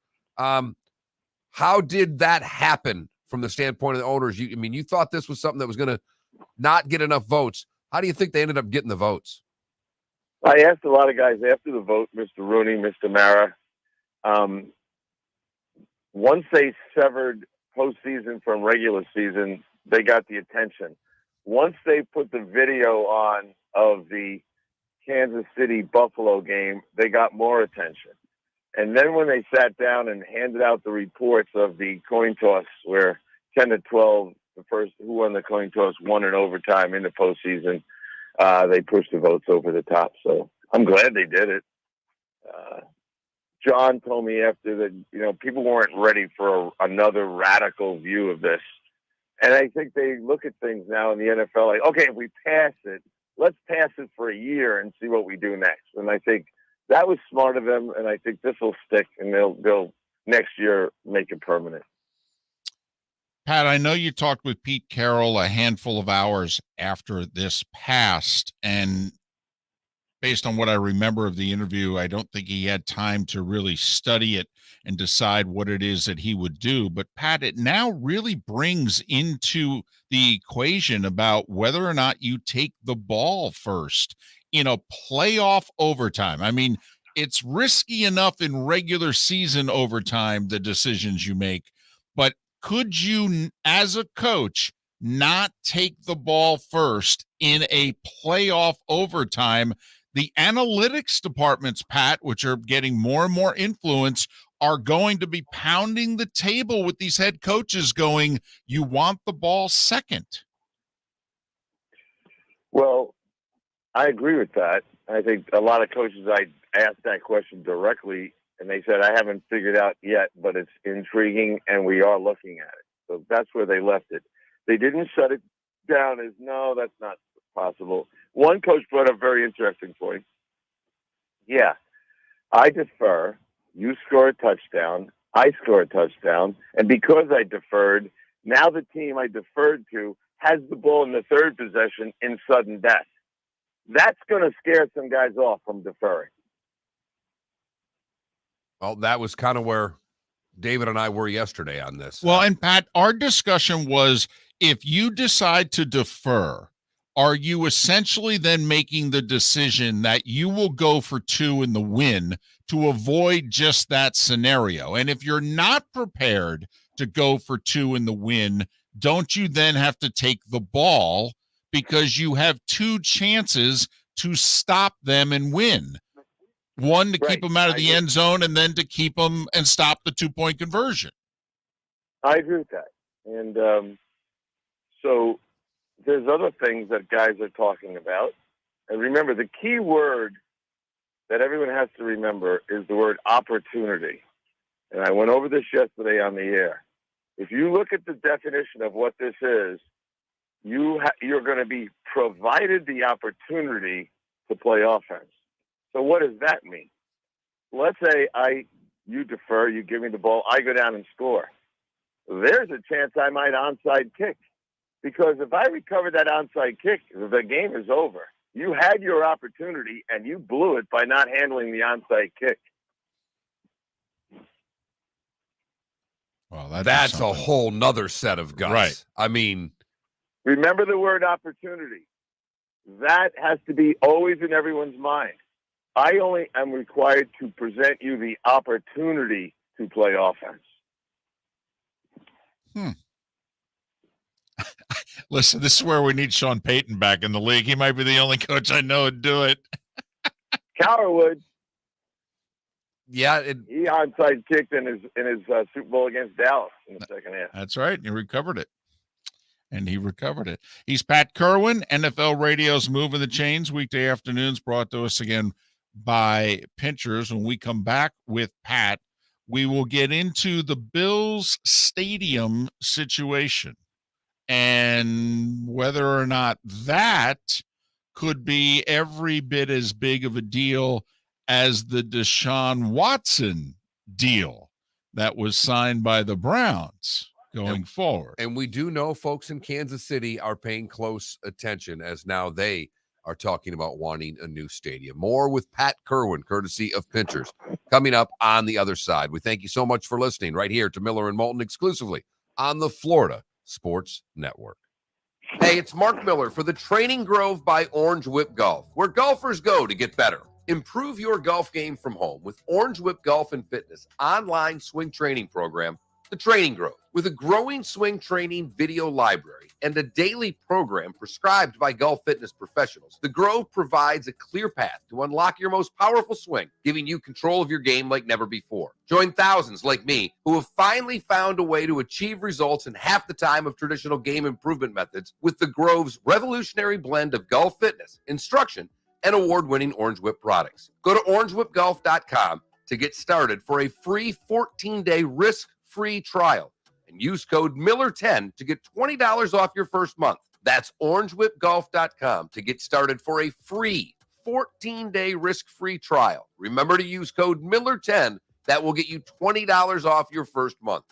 The Training Grove by Orange Whip Golf, where golfers go to get better. David Moulton for Napa, Napa Auto Parts, and Napa Filters. Insist on Napa Filters for your vehicles, or if you're a do-it-yourselfer, only buy Napa Filters. Napa has a filter for almost anything on earth that moves, whether it's motorcycles, foreign and domestic cars, vans, SUVs, earth-moving equipment. You get the idea. Napa Auto Parts, Napa Filters. Insist on them for your vehicles Or if you're a do-it-yourselfer, only buy Napa filters. Bring your big mouth to John Smith Subs and indulge in their overstuffed subs with the freshest quality ingredients. Enjoy our famous steak bomb with perfectly grilled marinated sirloin steak topped with provolone cheese, grilled onions, peppers, mushrooms, crispy bacon, juicy tomatoes, and creamy mayo.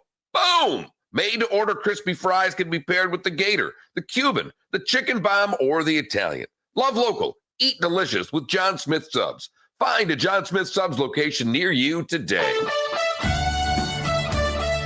You are listening to Miller and Moulton on the Florida Sports Network.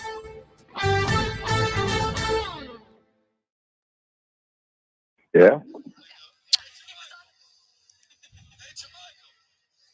You here or are you northeast? Oh, I'm here. We got a hockey game tonight. I'm here. Next, it works out great. I was at the game Wednesday and tonight. I'll go again tomorrow.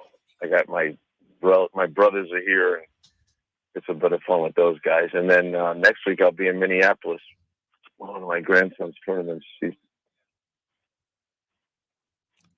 Well, that's cool. Yeah, I'm fired up, and then I'll just be up there for Minneapolis Thursday to Sunday. But he's playing with the Florida. I can see you doing that, David. It's pretty much fun. He likes these kids down here. I can totally see you doing that.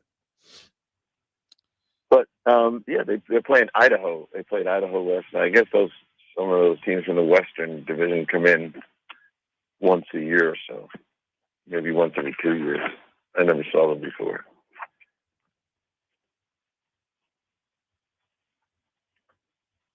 You know, it'll be good tonight because Brad's bringing his son Kyle, who just left the Bears. He's been with the Bears for 4 years as a coach. So I'll get a chance to find out all the nuttiness that went on there.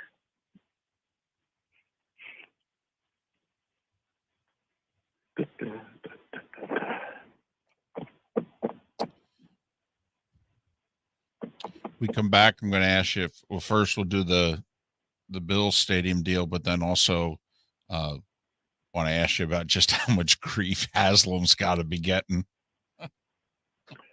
Yeah. Sure he has.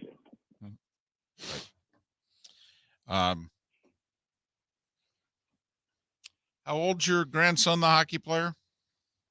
He just 2 weeks ago, just turned 13. So he's about high school then, or getting there? He's a seventh grader. Seventh grader? So he's playing with Brindley's team, Mark, this week. Next week coming up. He's playing with him 2 or 3 times this summer. Yeah, I think that's what Brins does. He kind of throws teams together for these tournaments. That's kind of his. Yeah, they all do it. And it's fun. He likes Ryan. He likes Ryan's son a lot. So Ryan's son is the goalie. Yeah. And they became pretty good friends at Christmas time. They played against each other last year. They knew each other. Then this Christmas time, they played together in a tournament. They had a lot of fun, and now they're doing this stuff. Good. The Brindley's like his older son's really good. Yeah, I was talking to him about his older guy. I think if he's not at Michigan, he'll be at Michigan next year. Yeah. My team doctor at the Jets, his son just graduated from. Now this doesn't happen. You know this better than Mark. He just graduated from high school last year, and he got a full ride to Michigan for hockey. And he's out there now. He's on that team. And they almost never take high school kids. No, they don't anymore. Most of those kids are 19, 20 by the time they're going to college. Yep. That means that means that doctor's son's pretty exceptional. How about this? His older brother, he got a full ride to Stanford for football. He got accepted at Yale for golf, and he got a full ride to Harvard. No, not a full ride to Harvard. A full ride to Boston College for golf, hockey, golf, and football. He got a full ride or acceptance to Yale for all 3 sports at different schools.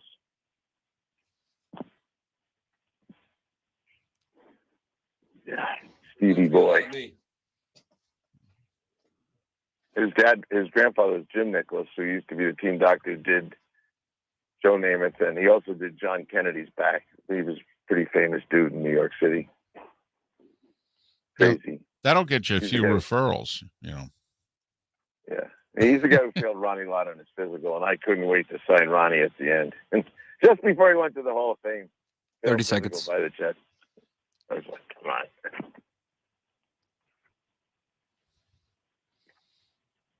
All right, here we go. Yep.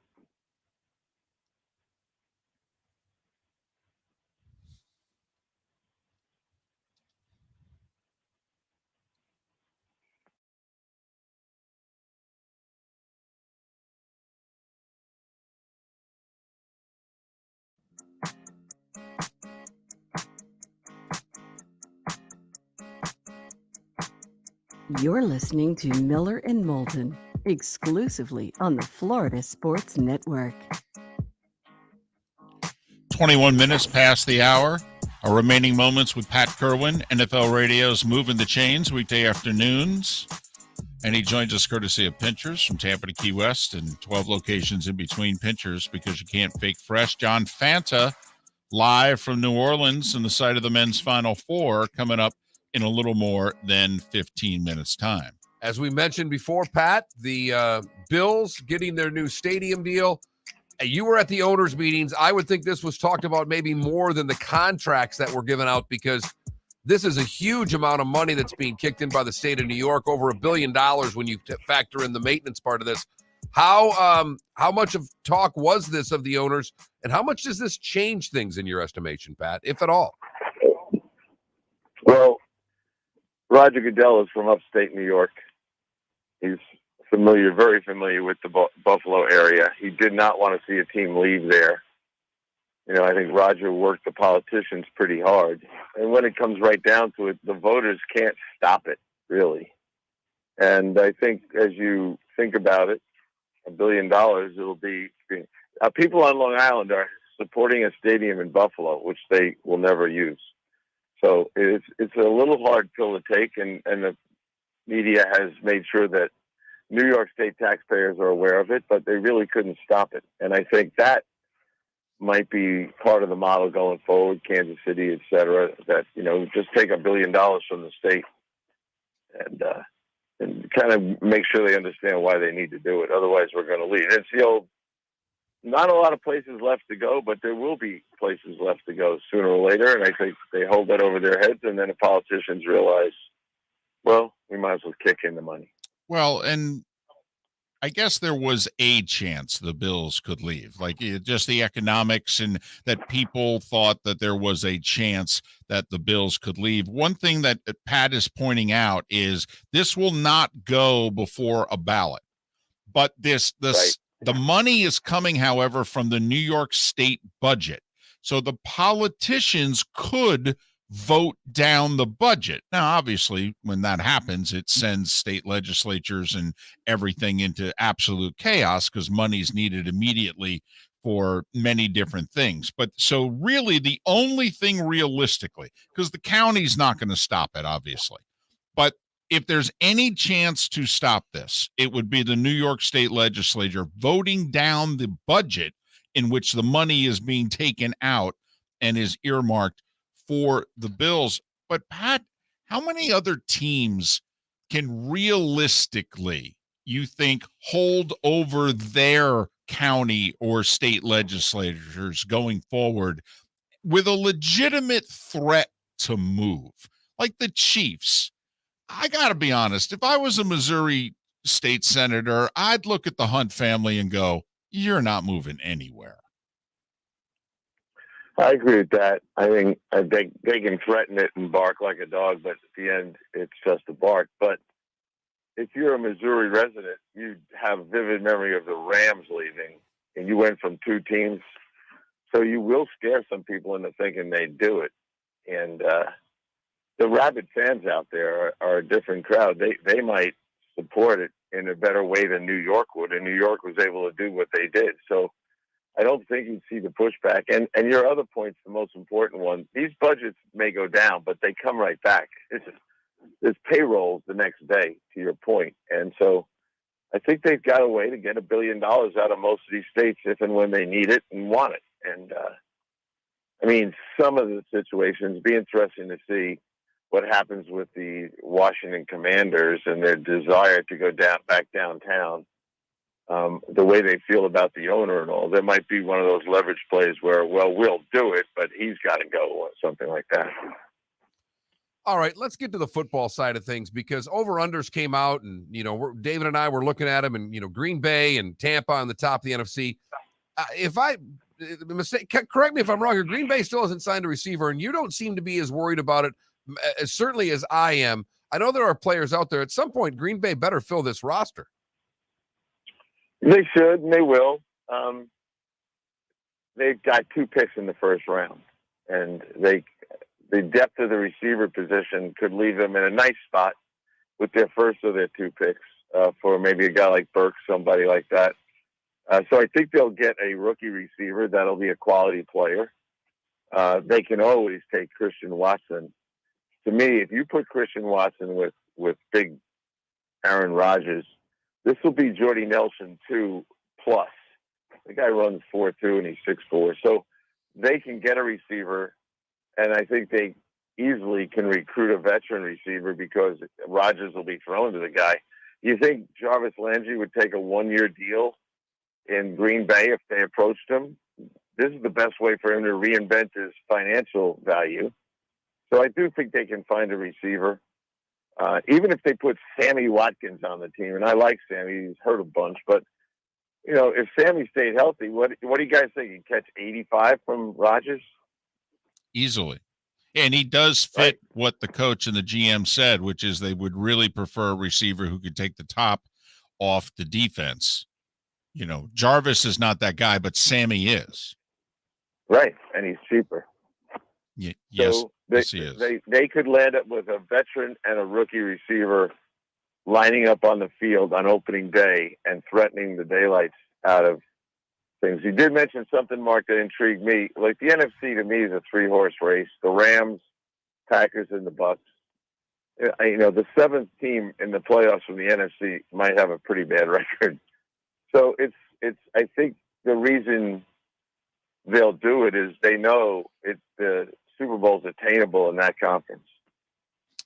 Pat, got a couple minutes left. I'll try to make this as simple as I can. Do you think the Watson contract will be the outlier, or that from this point forward, Lamar, Burrow, we all know who the guys are going to be going forward, that these contracts for the quarterbacks are going to end up fully guaranteed? Not for everybody. I don't think for Lamar. But I think for Joe Burrow, yes. I think if he's on that path. Herbert, yes. Tua, no. I think we can figure out which guys are going to be in line for those mega fully guaranteed kind of deals. Well, what will stop that? Let's say Watson has a major career-ending injury in year 1 or 2. Hope he doesn't, but if he does, that'll be the end of those fully guaranteed deals for another 10 years. $230 million, fully guaranteed, full no trade clause. Well, and Pat, obviously, if he gets injured that way, but the fact of the matter is that's unlikely to happen in 2 years. And how many more contracts could be done between now and then? Because there are a bunch of quarterbacks that are going to be wanting this contract sooner than later. Well, I'll use Lamar because he's he's in the batter's box now, and he's trying to do his own deal. And here's what I would do with Lamar. Lamar, we've talked to you long enough. You're going to play on your option year, $23 million. Then we're going to franchise tag you twice, and that's an average of $32 million a year for 3 years. And that's what we're going to do. We're done talking to you. And then after year 7, you see where he's at, and you either lose him or resign him, right? Yeah, take it easy. We got the most out of you. You're a running quarterback. You've been hurt. You've been hurt a lot. You really never got to be a great pocket passer. $32 million a year for 3 years. Oh, and by the way, that's not fully guaranteed. That's guaranteed 1 year at a time. You have a major injury or a major setback, we'll stop payment. We won't put the tag on you. But right now we're projecting 2 franchise tags. You won't need to get an agent. That's what we're doing. He's Pat Kirwan. You can listen to him this afternoon from 3 to 7 on NFL radio. The show is called Moving the Chains, and he's kind enough to join us on Tuesdays and Fridays, pretty much through the draft, and then once a week during the so-called off-season, courtesy of Pinchers. From Tampa to Key West and many points in between, Pinchers, because you can't fake fresh. Pat, thanks again. Have a great weekend. Talk to you Tuesday. All right. Take care, fellas. Thank you. Pat Kirwan joining us once again here on Miller and Moulton. Mike Brown better start saving his money because that Burrow contract's going to be $50 a year minimum, fully guaranteed. John Fanta, not making $50 million a year fully guaranteed, but he will join us next from the Final Four. Hey, it's Mark Miller for the Training Grove by Orange Whip Golf, where golfers go to get better. Improve your golf game from home with Orange Whip Golf and Fitness online swing training program, The Training Grove. With a growing swing training video library and a daily program prescribed by golf fitness professionals, The Grove provides a clear path to unlock your most powerful swing, giving you control of your game like never before. Join thousands like me who have finally found a way to achieve results in half the time of traditional game improvement methods with The Grove's revolutionary blend of golf fitness, instruction, and award-winning Orange Whip products. Go to orangewhipgolf.com to get started for a free 14-day risk-free trial and use code Miller10 to get $20 off your first month. That's orangewhipgolf.com to get started for a free 14-day risk-free trial. Remember to use code Miller10. That will get you $20 off your first month. The Training Grove by Orange Whip Golf, where golfers go to get better. David Moulton for Napa, Napa Auto Parts, and Napa Filters. Insist on Napa filters for your vehicles, or if you're a do-it-yourselfer, only buy Napa filters. Napa has a filter for almost anything on earth that moves, whether it's motorcycles, foreign and domestic cars, vans, SUVs, earth-moving equipment. You get the idea. Napa Auto Parts, Napa filters. Insist on them for your vehicles, or if you're do-it-yourselfer, only buy Napa filters. Bring your big mouth to John Smith Subs and indulge in their overstuffed subs with the freshest quality ingredients. Enjoy our famous steak bomb with perfectly grilled marinated sirloin steak topped with provolone cheese, grilled onions, peppers, mushrooms, crispy bacon, juicy tomatoes, and creamy mayo. Boom! Made-to-order crispy fries can be paired with the Gator, the Cuban, the chicken bomb, or the Italian. Love local. Eat delicious with John Smith Subs. Find a John Smith Subs location near you today. You are listening to Miller and Moulton on the Florida Sports Network.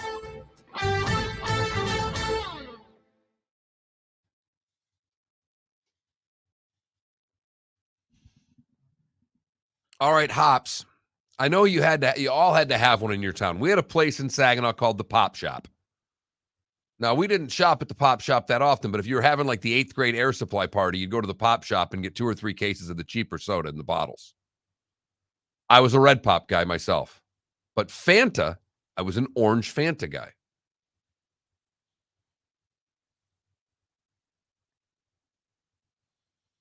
Fanta's now Coke, right? They own Fanta, I believe.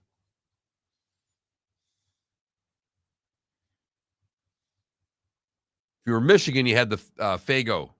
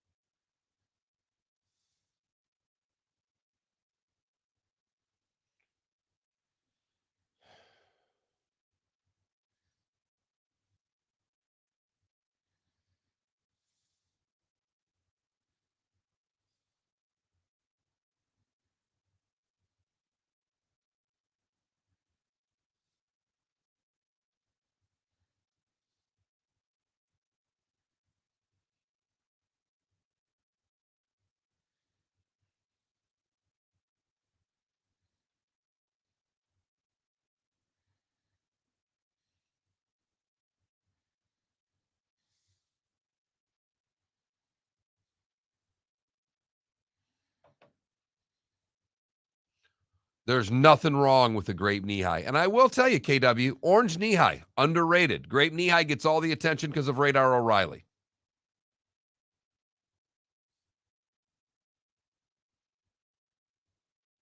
Shasta. Wow. I remember Shasta. The Fago Frosh. Frosh. What was the green one? I think it was Frosh. Went well with vodka.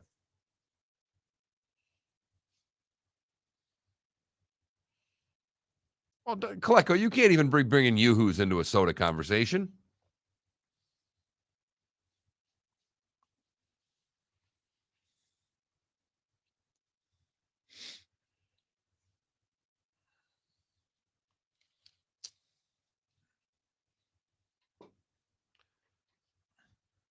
Canada Relief, if you're going for a Departed joke there, I appreciate it. No, I do not like cranberry juice. I like a splash of it in a vodka fresca. Just a touch. Just a touch. What's your go-to bar drink? Beer. Beer. I don't drink booze out that much because I get a little too plowed. But if I'm going to drink booze out, it's vodka soda. I love me a good old Moscow Mule. Not surprised. So good. I'm not surprised. Getting a little mug, you know?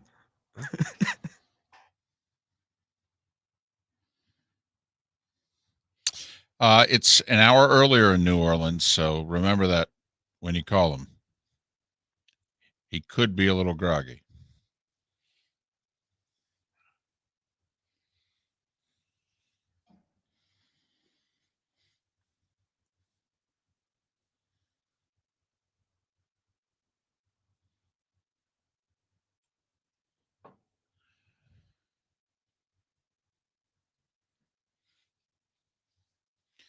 You talking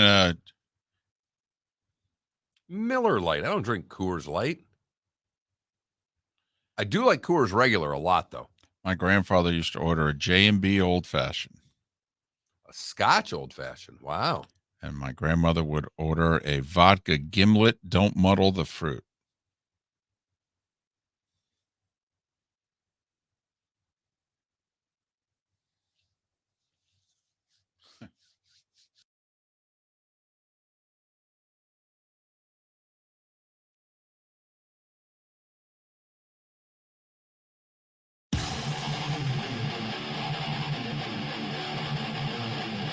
You're listening to Miller and Moulton, exclusively on the Florida Sports Network.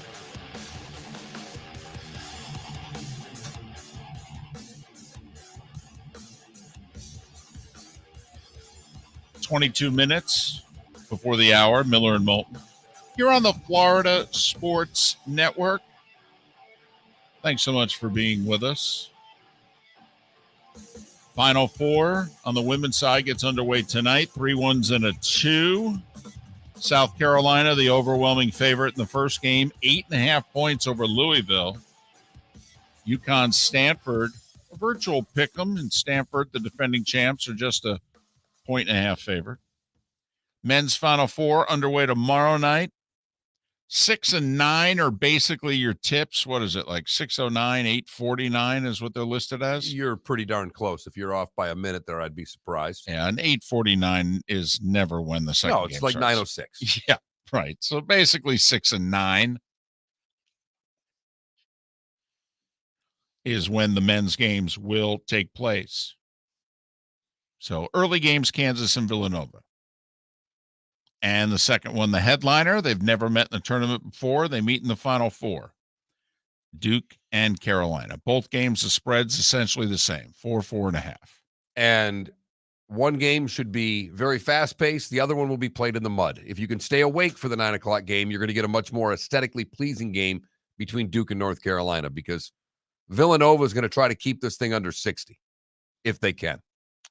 I don't see how they win a game that gets in the 60s unless they're just unconscious. Correct. The only thing I will say about Nova is if the game gets into, if the fouls are called, you're not going to beat Nova at the free throw line. They're literally the best college team at the free throw line, I believe, ever. Like, their team percentage is the highest team percentage in the history of college basketball. So if the game gets to a free throw match, you're in trouble against Villanova. And I'm curious whether or not Duke Carolina will be close, considering they played twice this year. And, well, neither ending was close. Duke blew out Carolina the first time around, did it early. Carolina blew out Duke late, final 10 or so minutes. But they had Duke at, they had a 1-possession, 2-possession lead before they then took it to them in the last 10 minutes. Got to play whatever Walton there. You got to be in his grill. You can't let that kid get open because if they leave him open, he just kills you. Love's an amazing three-point shooter, but there's 4 pros on the Duke team. I like Duke. I like Kansas. I think we both have the same final, which means UNC should be playing Villanova for the national championship. Well, or at least playing Kansas. I mean, there's no way that we'll both be right, considering we haven't been right about much in the men's tournament. No. Right. All over the women's, for those of you that bet women's hoops, you made a lot of money listening to us, but not so much the men.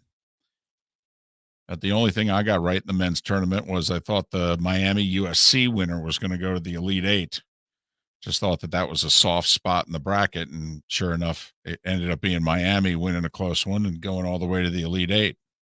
And remember when we talked to Jim Larinaga a week ago, and we asked him, hey, you've had a lot of tournament success. I mean, 3 Sweet 16s at the time, 3 Sweet 16s at Miami, and, of course, your run at George Mason. And, allow yourself to not be so humble here. Is there something that you do that you think has led to having tournament success? And he went, yeah, I hire great assistants. And went into unbelievable detail about the assistants, about how he hired them, about what their roles were. The best one was talking about the assistant who emailed him every day for a year before he got him a job, and then hired him as a third assistant. And now he's his associate head coach at Miami. And it was refreshing to hear a coach give that many accolades to his assistants. Well, he lost his top assistant, or he's losing. I don't know if the deal is official, but it's being reported that his number 1 assistant is leaving for the George Washington job. So, and he talked at length about 16 guys, I think he said was the number. The last time he had an opening on his staff, he interviewed 16 people. That's very unusual in that line of work. I mean, because a lot of businesses, you hire who it is you know. But really, in college coaching, you hire who you know. And so for him to interview 16 people before he eventually settled on, his latest assistant hire, that was remarkable. Caputo is, I think it's Chris Caputo, is the longtime right-hand guy who got the GW job. And being told in the Twitch chat room that that's actually official already. So I know when I saw it, it was one of those so-and-so reporting. But we'll say Larinaga's at the Final Four. If you're going to network and interview assistants, this is the weekend to do it. Just grab a little room and just start bringing guys in. These for informal chats, because they're all there.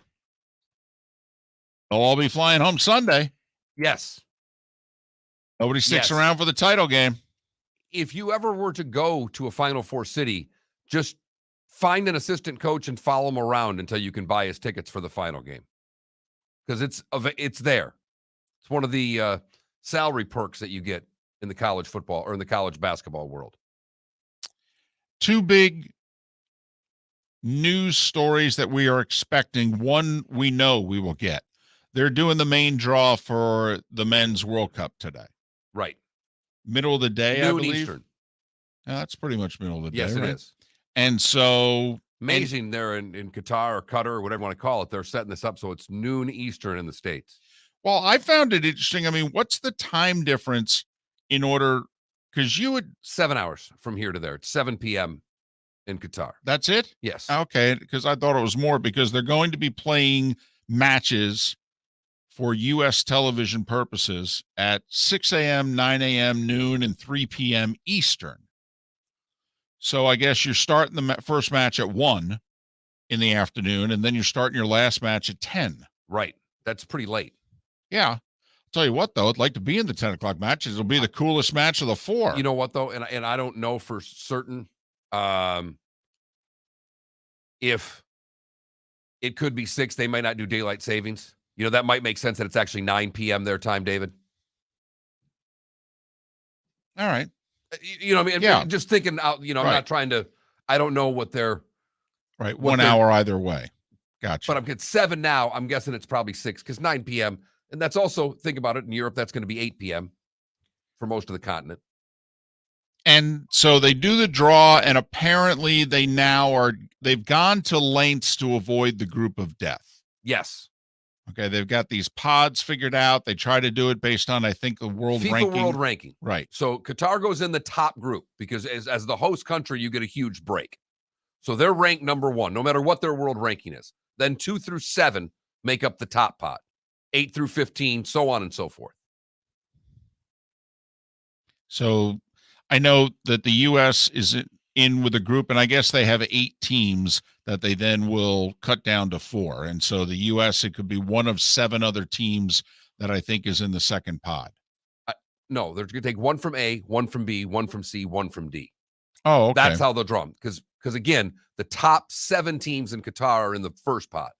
The next best 8 ranked teams in the world, so on and so forth. So what they've essentially done is they're not going to get you in a draw where you're going to have 3 of the top 15 teams in the world in one group, which seemed to always happen in the World Cup and made it, to me, a little more riveting. But they're trying to make sure that the best teams are going to get out. Now, we'll say, though, the FIFA World Rankings have always been up for debate. I mean, if you only follow U.S. men's soccer, I mean, I've always felt we were ranked much higher than we were. Totally. So, I mean, like the African champ that Senegal beat Egypt. They're in the C pod. Poland, who like destroyed us about 4 World Cups ago, they're in the C pod.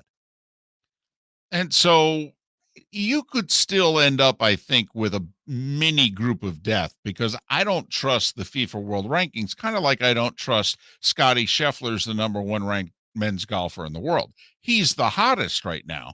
But if this has taken over the last year plus and points and all that, I mean, this is ridiculous. He's had a hot 7 weeks. Coaches poll, tennis world rankings, golf world rankings, FIFA world rankings. Go. Wow. Because, like, I couldn't believe that Djokovic lost his number 1 overall ranking. I mean, he had lost 1 match in over a year, at least in the majors. I mean, he wins 27 consecutive matches in the majors, loses the U.S. Open final, and 3 months later, because he doesn't play in the Australian Open, he's not the number 1 player in the world. I mean, that's a joke. So I got tennis, I got golf, I got World Cup, and then a coaches poll for football. Right.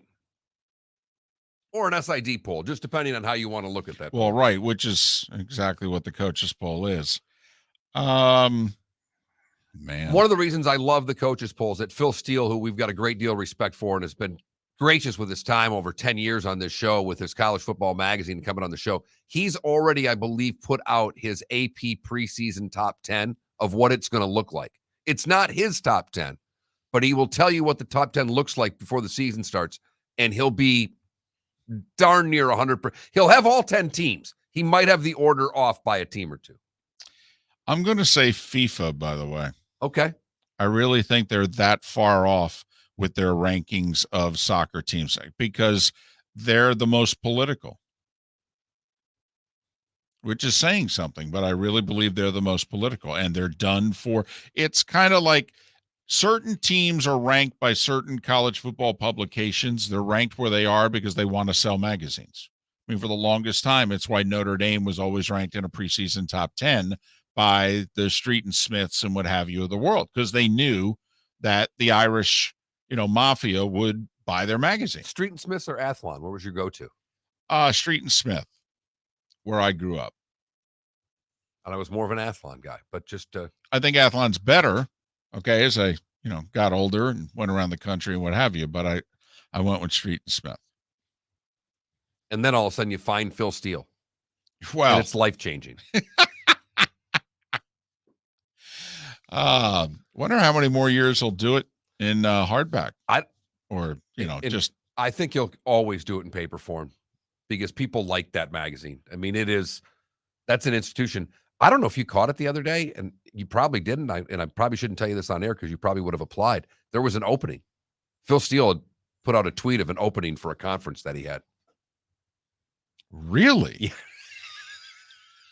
And I think it was a Sun Belt type thing. That's okay. You and I are always looking for side gigs. It involved writing. I probably should have got that to you a little more quickly. I can dive into the Sun Belt. Sure. I can do research. Done it before. Heck, if I could do it for golf, I could do it for the Sun Belt Football Conference. You're darn right. Even though it'd be really difficult, I might have been researching schools who then are leaving. Miller and Moulton on this Friday. So we're both going with Duke and Kansas. So obviously pick which, probably Carolina then will win. Certainly, so that would be my guess.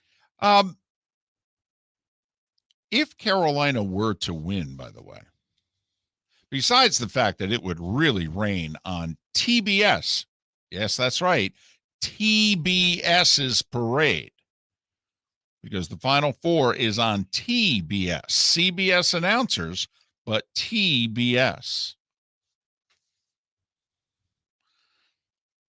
It would kill them because if Duke's in the final, it's going to get a really big. In fact, it will get TBS's highest number ever. It'll be the highest rated thing. Anyhow. But if Duke's playing in the final, and I don't care who they play against, if Duke wins on Saturday night, it will be the highest rated thing TBS has ever had on that network. I do think it would be better for the sport. I agree with you 100%. It would be better for the sport for Duke to win the next two games. It would. I don't think they have to win the last game, but I do think it would be better for the sport if they got to the last game. Because I don't think there will be another college basketball coach, certainly not on the men's side, that is going to have the resume and the gravitas that Mike Krzyzewski has. I couldn't agree with you more. And I'm an anti-Duke guy, but the sport actually needs Duke to win. It would be great for college basketball. It's hard for me to say, but it is very true. And the irony and sometimes how life comes full circle, that Krzyzewski won his first national championship against Kansas in 1991. And all these many years later, obviously, it could be Duke, Kansas again for the title. So who you got for the title game? That Mark Miller, the David Moulton, FL Sports Network on Twitter, or the FloridaSportsNetwork.com. Cast your vote. The bonus hour is on the other side of Miller and Moulton on the Florida Sports Network.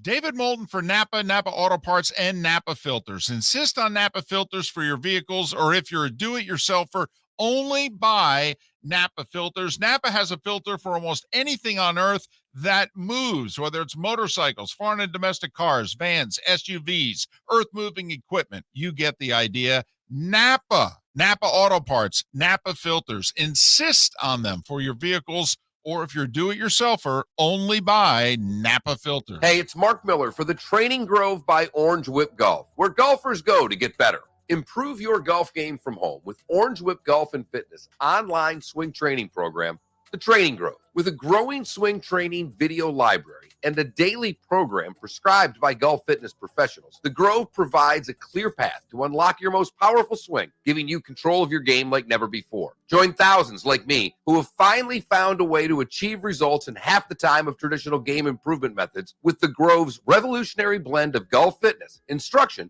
and award-winning Orange Whip products. Go to orangewhipgolf.com to get started for a free 14-day risk-free trial, and use code Miller10 to get $20 off your first month. That's orangewhipgolf.com to get started for a free 14-day risk-free trial. Remember to use code Miller10. That will get you $20 off your first month. The Training Grove by Orange Whip Golf, where golfers go to get better. Bring your big mouth to John Smith Subs and indulge in their overstuffed subs with the freshest quality ingredients. Enjoy our famous steak bomb with perfectly grilled marinated sirloin steak topped with provolone cheese, grilled onions, peppers, mushrooms, crispy bacon, juicy tomatoes, and creamy mayo. Boom! Made-to-order crispy fries can be paired with the Gator, the Cuban, the Chicken Bomb, or the Italian. Love local. Eat delicious with John Smith Subs.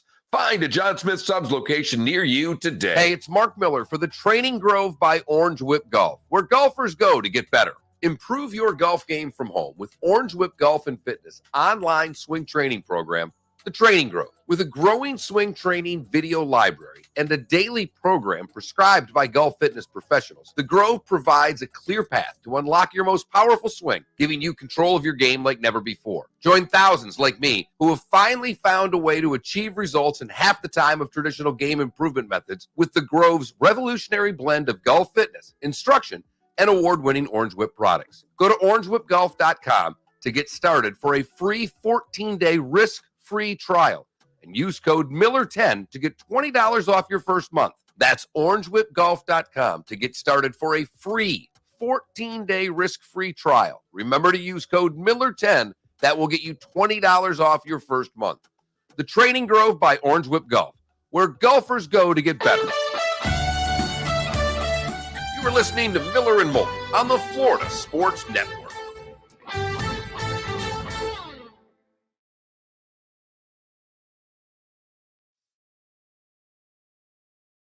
Just absolutely hammering Orlando with storms right now.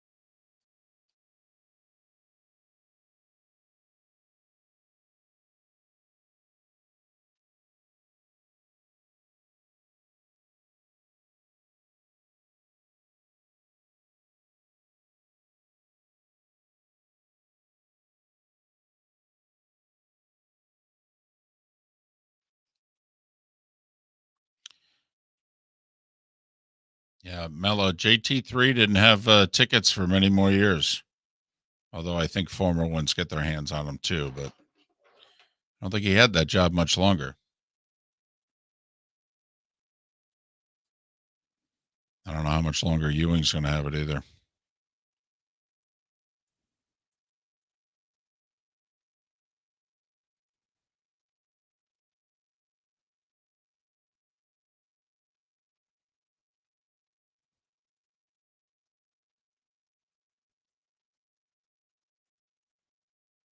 Shasta Black Cherry. Robes, I'm so with you. Love me black cherry soda. I don't know about Shasta Black Cherry, but I remember their commercials now. come to think of it, I think Shasta, no, my grandmother, Moulton, used to have C&C. Okay, CNC cola Music Factory? and C&C Black Cherry. Everybody dance now? Sorry. Uh-huh. Robes, I heard it was snowing there like Tuesday. So I saw that tweet that someone tweeted yesterday about telling you or telling the audience about like your backstories and stuff. Yeah, like it was last night. Yeah. You guys want to do that? We did it earlier. The one gentleman in particular who was asking about it because he's new. And so he sent a couple in the Twitch chat room. And so we said, hey, if you're listening and we know you're on, and we told a little bit of our backstory. And then he sent a couple of comments. Was that during a break? Yes. Oh. That away, Sonny. Faygo Rock and Rye. There's nothing wrong with a Faygo Rock and Rye. RC was horrible. Oh, you're so wrong. No. Royal Crown Cola is a good cola. It just was not marketed properly. Well, it definitely was not marketed well. Whoa, Royal Crown made a soda? RC Cola. Royal Crown Cola. Yeah. Whoa.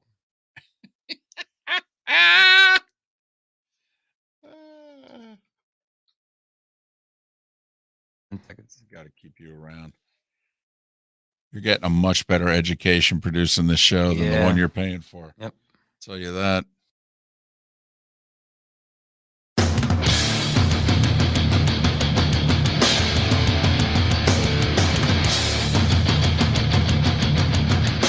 You are listening to Miller and Moulton, exclusively on the Florida Sports Network. Now, here's Mark Miller and David Moulton. Bonus hour of Miller and Moulton for the 239. Thanks so much for being with us here on the Florida Sports Network. Good, bad, and ugly. What's on tap? Today was the day when. All coming up in roughly 35 minutes' time. Our poll question: who do you like to play in the title game on Monday? Carolina Nova, Carolina Kansas, Duke Nova, Duke Kansas. Right now, nearly 80% of you think Kansas is going to beat Nova based on the two results. And nearly 50% of you think it's going to be Duke and Kansas, the two favorites. Kansas by 4.5, Duke by 4, for those of you so inclined.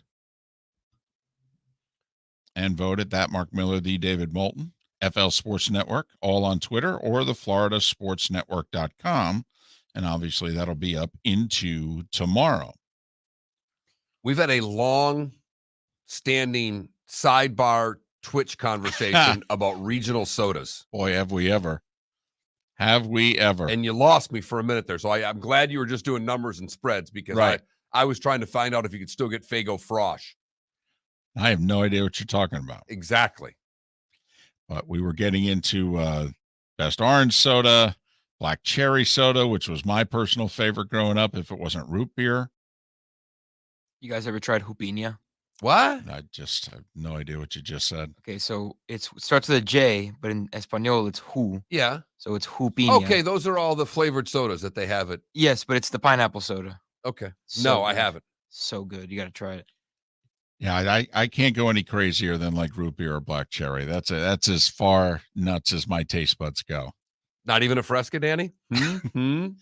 It's funny. My mother's parents used to have Fresca in the house. They used to have it to throw in a few of their drinks. I turned 50, so I started buying Fresca because I thought it was a rule. And a Fresca and vodka is a quite a nice drink. Every now and then, like twice a year. All right, I would just drink a whole Fresca just for the heck of it because it was different. It was kind of like Sprite before Sprite. A little more grapefruity, but I think they're pretty refreshing all in all. I don't know if you saw this yesterday, and because we've talked a lot of football and a decent amount of Final Four, and we'll probably get around to both here between now and the good, bad, and ugly and what have you. But did you catch the comments that Yankees GM Brian Cashman made yesterday? I did. And of all people to complain about the hand they've been dealt, the GM of the Yankees doing so is very rich to me. Unbelievably rich. But if you missed it, so it's been brought up a few times to Brian Cashman, who's been the general manager for, I think, 25 years. I mean, I think it was 97 or 98. He wasn't the GM when they won their first title of their dynastic run, but he was the GM, I believe, by the time they won their second. So 97 or 98 is when he took over as general manager. So it's basically 25 years. And it's been brought to his attention that, hey, you guys haven't gone to a World Series since you last won it which is 2009. And that's a really long drought for this particular franchise. In fact, we can go back through the history, and we haven't had a whole lot of droughts this long. In fact, once the Yankees got it going, I believe the longest World Series appearance drought was the one that took place between 64 and 76. Lost to the Cardinals in 7 and 64, got swept by the Reds in 76. But those 11 seasons in between, they, for the most part, weren't that good. And the only time really in the last 90, 100 years that they haven't been that good. And Cashman's a little sensitive about it. And I think you can take the little part completely out. I think he's incredibly sensitive, so much so that he's darn near name calling. Wasn't for those damn cheating Astros, none of this would have happened. When you talk about a streak, and you can't even include that because we would have gone to the World Series because they were cheaters. And that can't count because I'm the general manager of the Yankees. And wow, just take it easy there. You're breaking things. We can't. I know I broke a microphone yesterday. And actually, you didn't. It was not our fault. Don't even insinuate that it is, because others will then accuse us of it. All right, we had nothing to do with that. I mean, doesn't he sound like a 8-year-old that lost too many games of Risk? So in 2017, the year that the Astros really cheated, that we know of, they beat the Yankees in 7 on their way to beating the Dodgers in 7 and winning the World Series, which many people feel is tainted. I know I do. The Dodgers do. Yes. I mean, the Dodgers still absolutely despise the Astros. And there's a part of me that wishes they were back in the NL West playing one another 18, 19 times a year, because those games would be really entertaining. Might become the best rivalry in the game. But here's some of what Brian Cashman said yesterday. I'm past it now, but it does bother me when it comes up. We built something that I can't tell you we would have won. I can't tell you we would have beat the Dodgers, but I do feel pretty confident that the team, meaning the Astros, wasn't stopping us if it wasn't for those advantages. That's all. Now, they did lose in 7 to the Astros. So I could see where, they were cheating. They were. And I believe it was a home field series. Astros won the first 2, last 2. Yankees won the middle 3. Basically, if you were at home, you won. So Cashman still considers the 27 Yankees, quote, a World Series team. People are like, oh, we haven't been to a World Series. And I'm like, yeah, I don't think that's as true a statement as it could be. We had a World Series team, and either you get it done or you don't. People don't want to hear it. I get it. But that's real to me, and I think it's real to all of us.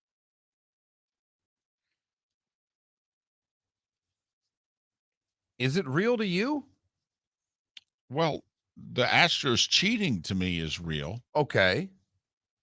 All right. Here's the problem for the Yankees, to be brutally honest. There have been accusations for a long time about the Yankees. In fact, the Yankees have fought vehemently here to keep certain documents out of the public fold because maybe the Yankees were seen as having been caught knowing what pitches were going to come in certain instances and illegally using videotape and going into the clubhouse and watching TV and coming back out, etc.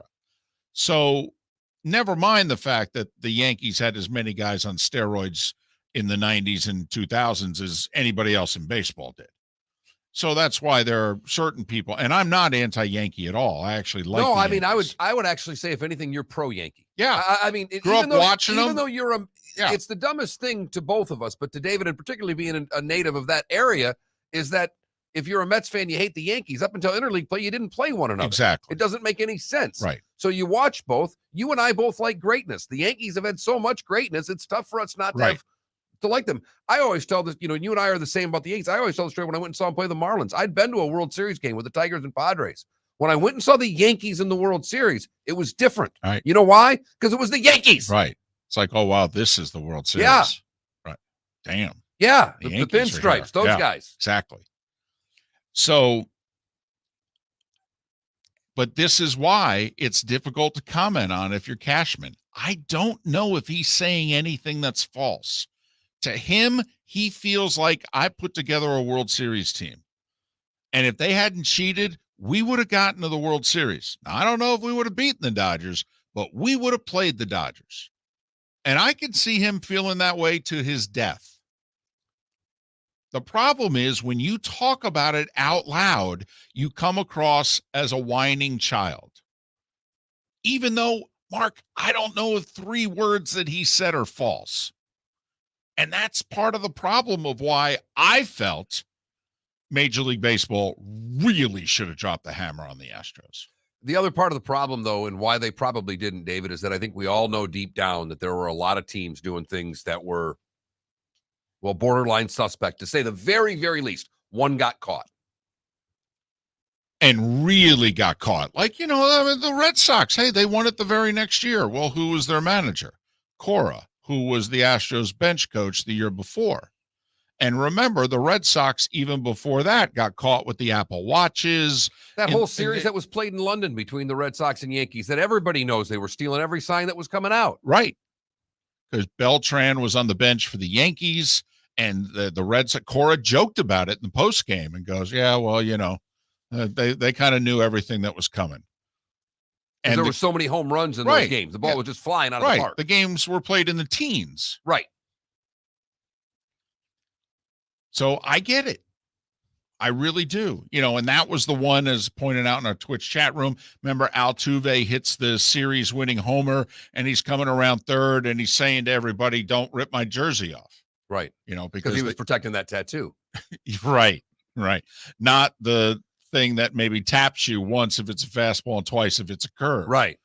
That's on your chest there, and that's why it doesn't matter how loud it is, and you don't have to see, you don't have to look anywhere. We're doing the looking for you, and we're just tapping you, like Morse code. Right. But I thought, and David, even particular, that it's the Yankees complaining. Well, there's no no doubt. Such a bad look. The team that spends the most money, the team that has the most money, the team that has the most titles, and they're crying foul. It looks horrible. Right. There is a certain time that you just need to shut your mouth. And this is one of them. And I feel bad. And I'm not as big a Cashman guy as I should be. The advantages that he has, I honestly think that many other people could have done the job Brian Cashman has done. But with this being said, I would have begged him. I would have said, Brian, everything you're saying is true. You just can't say it. Because no one's going to agree with you who's not a Yankee fan. They're just not. And it's 5 years after the fact. You just look like a whiner. Look like a especially this long, at 100%. Even though everything he said I believe to be true. And I could see where he would feel that way in his gut to his dying day. It was a big deal in New York. They signed Marvin Gonzalez, who's a utility infielder, to like a 1 year, $1.5 million contract. He was on the 2017 Astros. Aaron Judge doesn't know if he's going to talk to him. Right. And because the Yankees are furious still. I mean, listen, Garrett Cole signing. Cole came from the Astros. But he wasn't on the 2017 Astros. And so that's why it was okay that they signed him. Miller and Moulton, Florida Sports Network. Hey, it's Mark Miller for the Training Grove by Orange Whip Golf, where golfers go to get better. Improve your golf game from home with Orange Whip Golf and Fitness online swing training program, The Training Grove. With a growing swing training video library and a daily program prescribed by golf fitness professionals, The Grove provides a clear path to unlock your most powerful swing, giving you control of your game like never before. Join thousands like me who have finally found a way to achieve results in half the time of traditional game improvement methods with The Grove's revolutionary blend of golf fitness, instruction, and award-winning Orange Whip products. Go to orangewhipgolf.com to get started for a free 14-day risk-free trial and use code Miller10 to get $20 off your first month. That's orangewhipgolf.com to get started for a free 14-day risk-free trial. Remember to use code Miller10. That will get you $20 off your first month.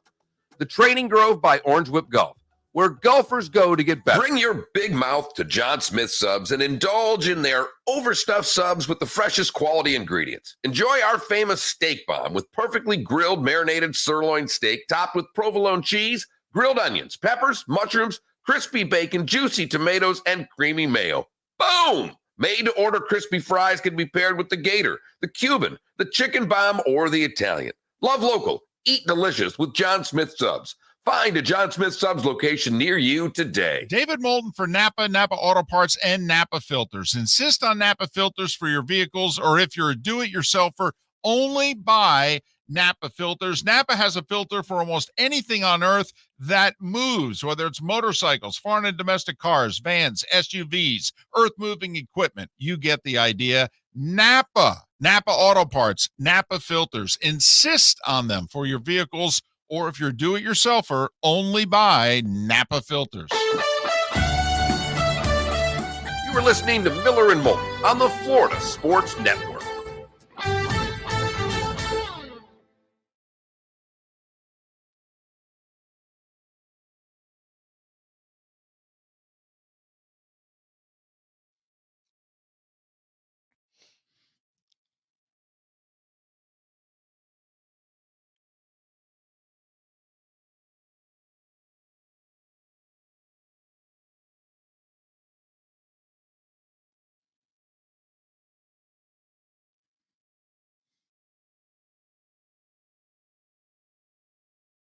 I can't believe they weren't doing this before, David. Major League Baseball replays. You're in the stands. You don't know what's going on. Correct. How the? You don't know watching at home either. All they did was just take a look at the replay. They'd come out and they'd go safe or out. That's all they would do. Yeah, but at least you're seeing the replays at home. True. Yeah, I do believe in most stadiums you were seeing them on the big board. Okay. Because players would be watching and pointing and all that. And the other umpires, Mark, would be turned watching the board also.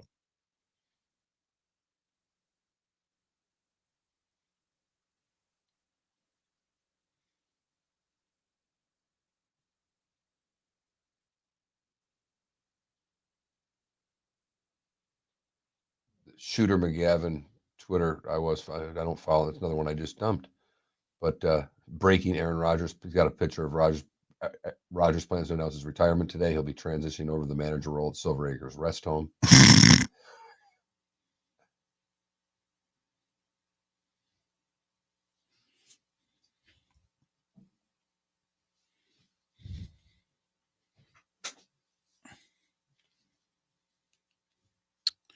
Yeah, Klecko, the spring training attendance this year has been remarkable. Last Saturday in Lakeland, it was sunny and 76. It was a gorgeous day. It's the Phillies, who are from not far away in Clearwater, and the Tigers. It's late March. Place was half empty, at least a third empty, probably half empty. And both teams had a decent number of regulars in the lineup, too. And you could have gone on Twitter hours before the game and saw what the lineups were.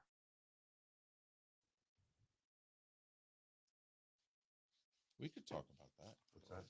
Just, hey, spring training attendance has been poor. Was Miguel Cabrera playing? What? Did you see Miguel Cabrera? Yeah. Javi Baez, Cabrera, Torkelson, their big stud young kid who they called up late last year. Oh, no, they had 6 regulars in that lineup, the Tigers did. I love Miggy. He's one of my all-time favorites. His bat looks slow. I will say that. Now, he's a veteran. It's early. It takes a while, but his bat looks slow to me. He's one of the best hitters in modern baseball. Absolutely. I've always had this debate. Triple Crown.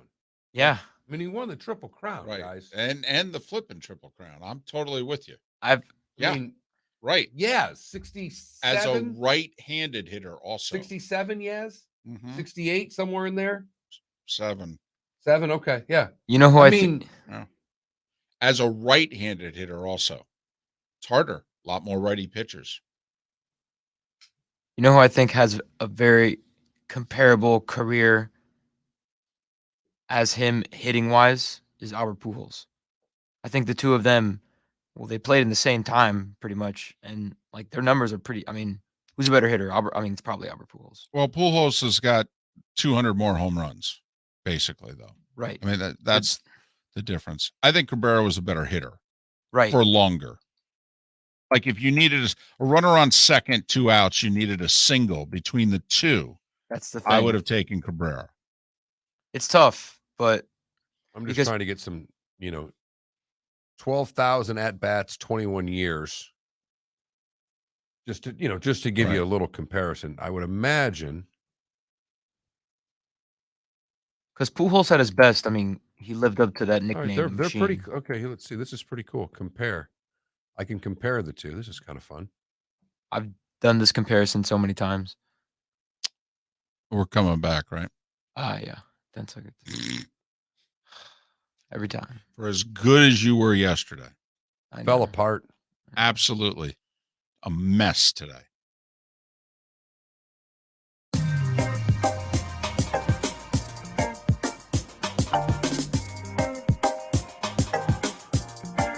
Welcome back to Miller and Moulton, only on the Florida Sports Network.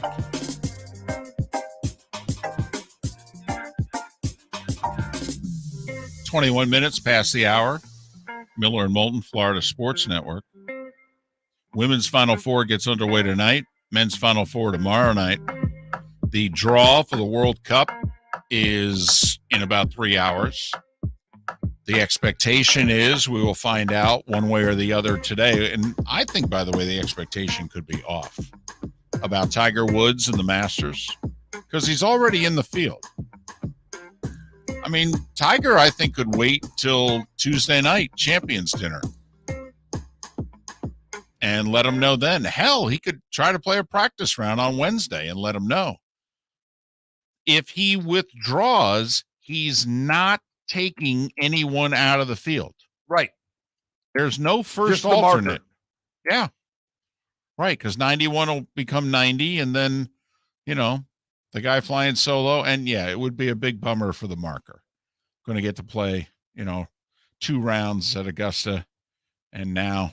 Well, it's a member, by the way. The marker is a member. It's usually the club champ, quite frankly. But still, it's back tees, it's tournament conditions. Oh, I know. I mean, that's got to be cool. In which the other members betting, hey, can you break 82? Or the other members are betting, are you going to beat the guy you're playing against? Wow, it'd have to be pretty good. You'd have to be pretty good. But so that's kind of the sports day today. We're less than a week away from the start of the baseball season. I saw a great baseball stat yesterday. All right. That the 1982 Ricky Henderson stole more bases than any team in the league last year. So that's your stat of the day? Yeah. I just found that to be, I like stolen bases. Right. Here's my stat of the day. The 1994 Cleveland Indians are going to have a significantly higher payroll than the 2022 Cleveland Guardians. It's incredible. And annoying. You think? Cleveland's on the verge of not selling out opening day. It's never happened. It's a boycott of the name. Oh, is that the boycott and not how cheap they're being also? Because that would bother me a lot as a fan. The cheapness would bother me more than the name. I don't care what you call them. Give me a product that's going to win 100 games. Well, not everybody can be the Rays. But I mean, give me one that can win 90. Well, that's just it. It truly does look as if they're not trying. They're just only interested in the bottom line.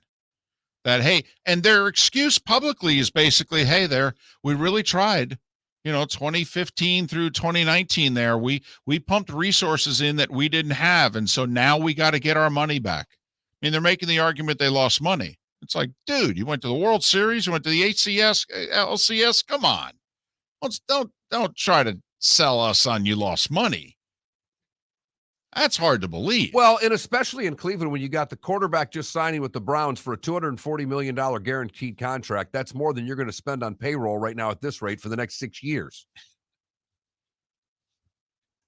So I believe the payroll of the 94 Indians was around 75 million. And right now there's final roster. They'll have some minimum salary guys. It'll bump up the salary. But I believe you're talking about guys who we know are going to be on the opening day roster with guaranteed contracts. They're in the 30s.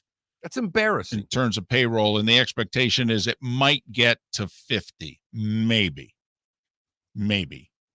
So let's get this straight. The quarterback for the Browns is essentially making what the Indians are making. Yes, That's- Guardians. That's yes. insane. Yeah, I'm sorry, it Guardians. is. And that It's gross. that would keep me home as a fan. That part. Kind of like, come on. I'm sorry. You're not getting any of my money. But keeping you home isn't good enough if you were a Guardians fan. Because they're making their money on their TV deal. It's turning the sucker right off. And I don't know if they'll have the guts to do that. As we've pointed out, outside of the Marlins, most every team in Major League Baseball is either the first or second most popular television program in their own market. While baseball numbers have always been bashed on, local numbers are terrific. Correct. And baseball makes the argument, by the way, if you were to add up our local numbers every night. Right. And say, now you tell us how many people are not watching baseball. And they go, let me tell you, it's a hell of a lot better than the NBA, NHL, that sort of deal. Now it's not a football number. No, but it gets at least in the conversation. Much more so than you would think. What did I see? 5,000 right now, tickets available? Something like that for the Guardians? Yes. They have less than a week. Saw my first Guardians hat the other day. Do you think of buying it? Like, you're 21 years old and you're into this sort of thing. You buy a lot of merch, all right? And I know you don't have a ton of money, but when you see something that you like, you buy it. Did you look at it and think to yourself, ooh, I'd like to buy that? Well, it was on someone's head. Okay, but regardless. Did you look at it and go, I got to get me one of those hats? I mean, I'm just not interested in the Guardians, Well, but I like so it's a no. But I like the logo. Okay, so I kind of like it. So you're considering it then in the future. I'm on the fence. Okay, well then that's a win. Yes. Because we don't matter. No. Well, 50 plus, none of us matter when it comes to the Guardians. We're all going to be pissed. We all think it sucks. Should be the Indians, blah, blah, blah, blah, blah. What really matters is that the younger fan base embraces it, then it's going to work. Well, the thing that's cool about it is that it's something new, and not a lot of things come around in baseball that are new. It's a very good point. We don't have because we don't want anything new in this sport there, mister. Are you imitating You me know or what? something? Although, I'm imitating old baseball fans. Oh, okay. I was going to say. Although you were reading about something that will be new this year. Yeah, baseball, big changes. Channeling their inner NFL here. We are going to now hear from the umpire who will use a microphone to announce replay review decisions to the crowd. Instead of a say for an out, we're going to actually get an explanation. Hey, imagine that. Hey, I have a stat of the day, and I guess you can guess where this is going. What? But no, you can't use it. See, you gave a baseball stat, didn't you? You gave a baseball oh, stat. does it have to be a baseball stat? Well, I mean, we're having a baseball conversation. This whole entire segment has been about baseball. So hang on. Let's just see how the producer does of interacting with the two hosts, Miller and Moulton. Go ahead with your stat, Philly. It'll be quick, okay? Before the month of March, there were only 9 50-point games in the NBA season. In the month of March alone, there were 9 50-point Yeah, by games. 7 different players. Yes. Pretty unbelievable. That's a good stat. It's a good stat in the middle of a baseball segment. Right. Right, but not the appropriate time to deliver said stat. But I just wanted to throw it in there, Well, we know. We started There's nothing you like. There's nothing you like more than to interject your opinion into the show. We get it. We love it. Probably should have done that right in the middle of David's NBA talk in the starting 5. That's what you know what you'd have done there? To use a baseball analogy, you'd have hit it out of the park, Philly. Oh, wow. Look at you. Instead, you know what you just did? You fouled it into the catcher's mitt for strike 3. If I would have fouled it into the crowd, someone would have caught it. In Savannah, there you go. That'd be an out. Very quickly, you went to a spring training game yesterday. You went to Twin Sox. Yes. And you said the crowd was what, 2/3? Yeah.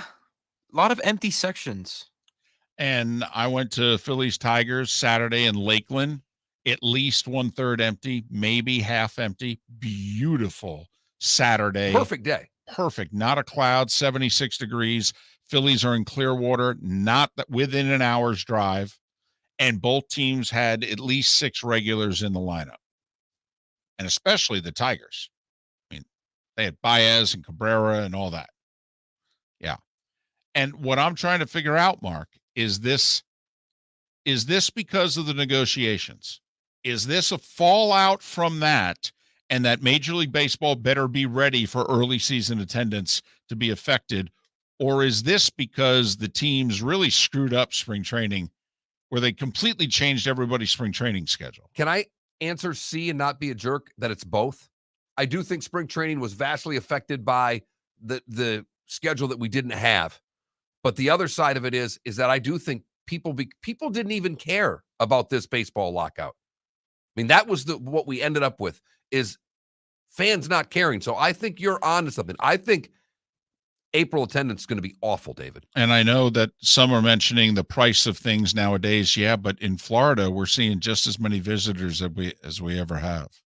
Hey, it's Mark Miller for the Training Grove by Orange Whip Golf, where golfers go to get better. Improve your golf game from home with Orange Whip Golf and Fitness online swing training program, The Training Grove. With a growing swing training video library and a daily program prescribed by golf fitness professionals, The Grove provides a clear path to unlock your most powerful swing, giving you control of your game like never before. Join thousands like me who have finally found a way to achieve results in half the time of traditional game improvement methods with The Grove's revolutionary blend of golf fitness, instruction, and award-winning Orange Whip products. Go to orangewhipgolf.com to get started for a free 14-day risk-free trial and use code Miller10 to get $20 off your first month. That's orangewhipgolf.com to get started for a free 14-day risk-free trial. Remember to use code Miller10. That will get you $20 off your first month. The Training Grove by Orange Whip Golf, where golfers go to get better. David Moulton for Napa Auto Parts, and Napa Filters. Insist on Napa Filters for your vehicles, or if you're a do-it-yourselfer, only buy Napa Filters. Napa has a filter for almost anything on earth that moves, whether it's motorcycles, foreign and domestic cars, vans, SUVs, earth-moving equipment. You get the idea. Napa Auto Parts, Napa Filters. Insist on them for your vehicles, or if you're do-it-yourselfer, only buy Napa Filters. Bring your big mouth to John Smith Subs and indulge in their overstuffed subs with the freshest quality ingredients. Enjoy our famous steak bomb with perfectly grilled marinated sirloin steak topped with provolone cheese, grilled onions, peppers, mushrooms, crispy bacon, juicy tomatoes, and creamy mayo. Boom! Made-to-order crispy fries can be paired with the Gator, the Cuban, the chicken bomb, or the Italian. Love local. Eat delicious with John Smith Subs. Find a John Smith Subs location near you today. You are listening to Miller and Moulton on the Florida Sports Network.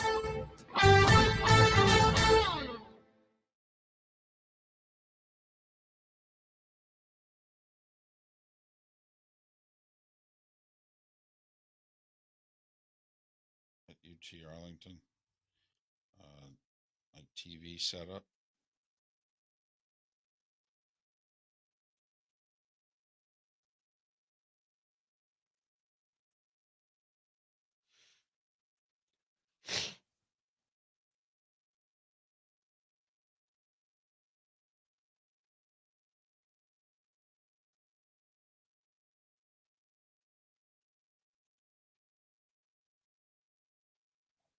Wait, so Deshaun's concert is concert. I want him to say if it's actually somebody that's Ralph Willard. Who's that? Oh, Ralph Willard. He was a Patino disciple, former Holy Cross head coach. Okay. I think he coached like a Rhode Island or. Gotcha. That's not really prominent in my books, but.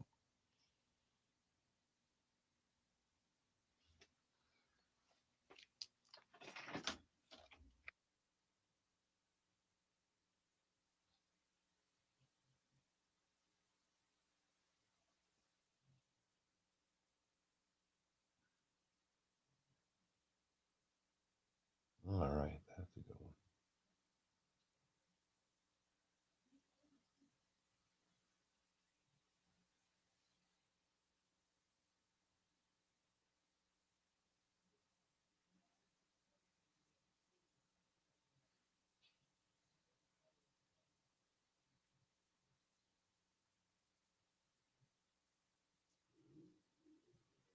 think Fanta's calling him right now. Do we want him? Yeah, I knew it. Time difference. We got to take him, don't we? Yeah, we'll do it. John, you want to hold on? Give me a second. I'm trying to see because they have their because we're heading into the final segment now, and they do like these two like segments that they do. So I was wondering, I'm gonna ask them really quick if they want to still interview you. Yes. Just give me 2 seconds. Yes, we want him. Oh, you want to? Okay, good. All right. They said yes. So, we got like 2 minutes till we come back from commercial break. And then I'll just put you on hold and I'll plug you in. Okay. Thanks for calling back. I'm so sorry. I left you a voicemail, but okay. How's New Orleans? Yeah, that's awesome. All right. I'm gonna put you on hold.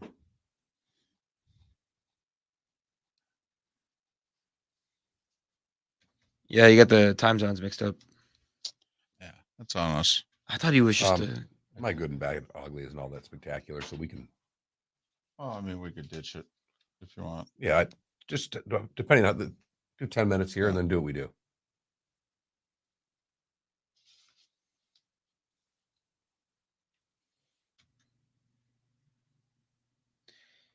It is time now for today. What's April Fool's? John Fanta's here. Boom. There you go.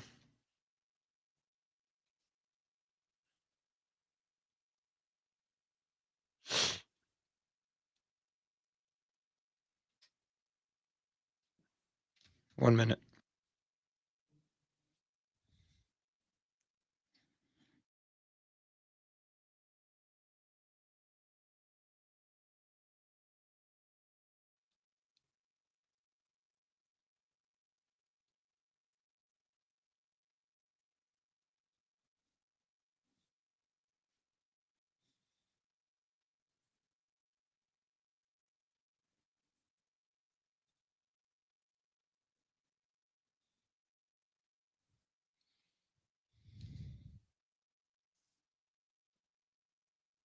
So Deshaun's contract is worth as much as their payroll or more than their payroll? Right now they're paying him more a year than they're paying the Guardians. Right. He's making $46 million a year. That's ridiculous. All right, 10 seconds. Now, I think the Guardians contract payroll will end up being 46, but not much more.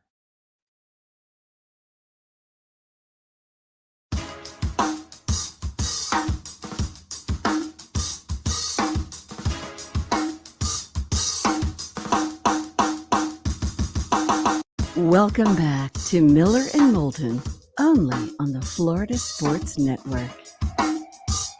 22 minutes until we're done. John Fanta from Fox and FS1, kind enough to join us live from New Orleans in the men's Final Four. You can follow John on Twitter at John_Fanta, John_Fanta. John, it's David and Mark once again. Top of the morning to you. How are you? Doing great, guys. How are you? Well, we're fired up. Kansas, Villanova, Duke, Carolina, 4 blue bloods. Although our big question for you saw a lot of Nova this year. Are they still a blue blood without their injured starter?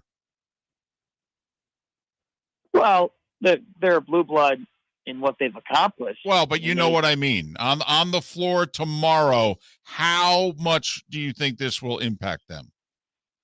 Well, it impacts them in a big way, but I think they're still going to be in the game. And the reason being is just because Justin Moore is out, Villanova doesn't change the way that they play. And a lot of teams would change the way that they play based on personnel. But Villanova is 345th out of 358 in adjusted tempo in college basketball. They want to slow it down. They want to limit possessions. They would like to frustrate Kansas when Kansas is on defense and get them late in the shot clock. They're going to try to post up Colin Gillespie. Yes, post up their point guards. One of the things that they do and try to open it up for others. So, look, Are they still a blue blood? I still believe they are. You know why? A blue blood is a program that finds ways to be in games and win no matter the circumstance. Villanova will still be in this game tomorrow night. I really believe it. I don't think that they have enough to win this game, and I think it's troublesome to not have Justin Moore. But I'm never going to doubt Jay Wright. And I can tell you guys, the odds makers in Vegas have this line set around 4.5. I would guarantee you, if we're talking about any other program who loses a player as good as Justin Moore, this would be 7, 8, maybe 9 points. You know, you talked about the way they play offense, but the way they play defense is in your chest. They are a very tough physical team. That won't change tomorrow. The one thing I was reading is that other coaches just are shocked at the physicality of Nova because they can play a small lineup. They can play different styles, but they are in your chest the entire game, and defensively they are very strong. Well, they might be undersized, but they are really physical. They make up for it in the way that they guard.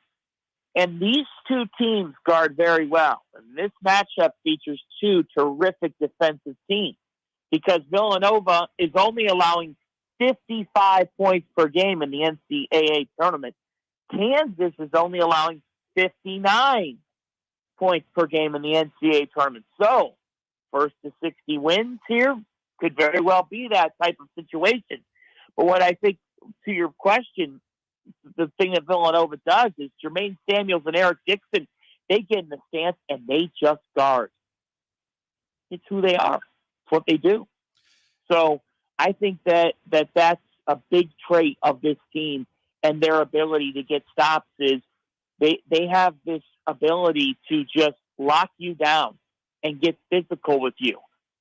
Their physicality, the way that they play is legal.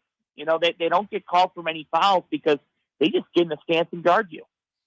John, it's ironic because it was not that many years ago in which people said that Nova was maybe, well, a pretty team, a soft team, and they didn't have a ton of tournament success. Jay Wright had the one run in like his first 8-10 years at Nova, but people actually questioned, could they be a blue blood? Could they get to and win the big games? And it wasn't that long ago. And now, obviously, they are what they are. Yeah, they are what they are because they have such a culture. They have such a great culture. And Jay Wright talked about this earlier this week, guys. So back in 2012, 2013, he kind of had that come to Jesus moment where he looked at his program and said, all right, you know, we're in this change of conference, meaning they were staying in the Big East, but Louisville, Syracuse, West Virginia, Pittsburgh, Notre Dame, and so on are all leaving. And so he said to himself, what are we going to do to make up for this? And in this new Big East, they have just tried to focus on being the best basketball school that they could be among these basketball schools. It was almost as if and he said this, the Big East reconfiguring helped him and helped them reassess their program. Stop trying to be someone that they aren't, which they don't have. They have football, but play at the FCS level. So the big quote that came out of this week was, look, we weren't going to be able to out Kentucky or out Duke. And that's the thing. Jay was trying to do that, I think, about 10 years ago. But there was a realization of, let's just get the players that fit Villanova. We're not getting the 5-star that goes to Duke anyways. You know, change the way that you're doing things to be authentic and to do you. And if it were easy, everybody would do it. But Jay Wright's made it look easy. And he's gotten the players that fit him and the players that fit his program. They focus on developing talent over the course of 3-4 years, and that's who they are. And a lot of programs pursue one and done. And Jay Wright said it. He's open to getting one and done if they're willing to go through the process of Villanova. But you think about the fact that they haven't had a one and done since Tim Thomas, and they've had 8 NBA draft picks over the last 6 years. Because even though they don't have the one and done, they know how to get those guys ready for the association. I was going to say, and almost all of them are better pros than where they were drafted. He's John Fanta of Fox and FS1. You can follow John on Twitter at John_Fanta. John, the other side. So if Kansas win it, is it a matter of getting the post-up play going? They've got shooters. Ajabi's a great player. Braun can score. When you look at it from the other side, because we've kind of taken this from Nova's perspective, from Kansas's perspective, how do they win? Well, they win with tempo. They're going to have to get into the open floor because they should not settle in a half-court game with Villanova. That's advantage Villanova. You know, you want to make Villanova pay for not having Justin Moore, and you want to score the ball. So they need Remy Martin to generate some tempo. I think Martin changes what Kansas can do because he's had multiple 20-point games in this NCAA tournament. He's played his best basketball for them, and they're in the Final Four because he gives them point guard play, which they haven't had good point guard play for a portion of the season. So to me, we talk about Ochai Agbaji. You know what you're going to get out of him in all likelihood. You're right on Christian Brown and Mitch Lightfoot and Kansas's complementary shot makers, and they have a five-handed David McCormick, who I think is important to this game. One big thing for Kansas: rebound the basketball. You know, if they could frustrate Villanova's defense by getting extra opportunities and second chance points, that's a big element to this game. But for me, what wins Kansas this game is if they get play at the one, because that can negate what Colin Gillespie does.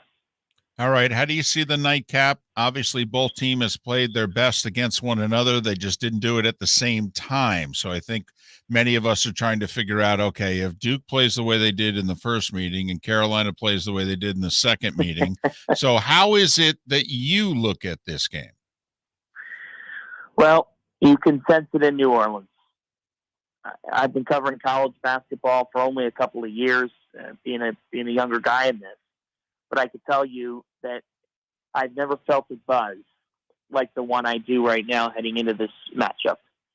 It is otherworldly. First NCAA tournament meeting between Duke and Carolina. Coach K's final season.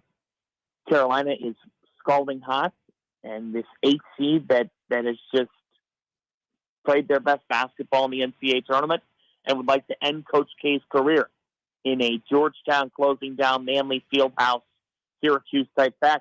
They'd like to end Coach K's career. And on the other side, Duke wants revenge. They want sweet revenge. So you have a heavyweight clash. How do I see it?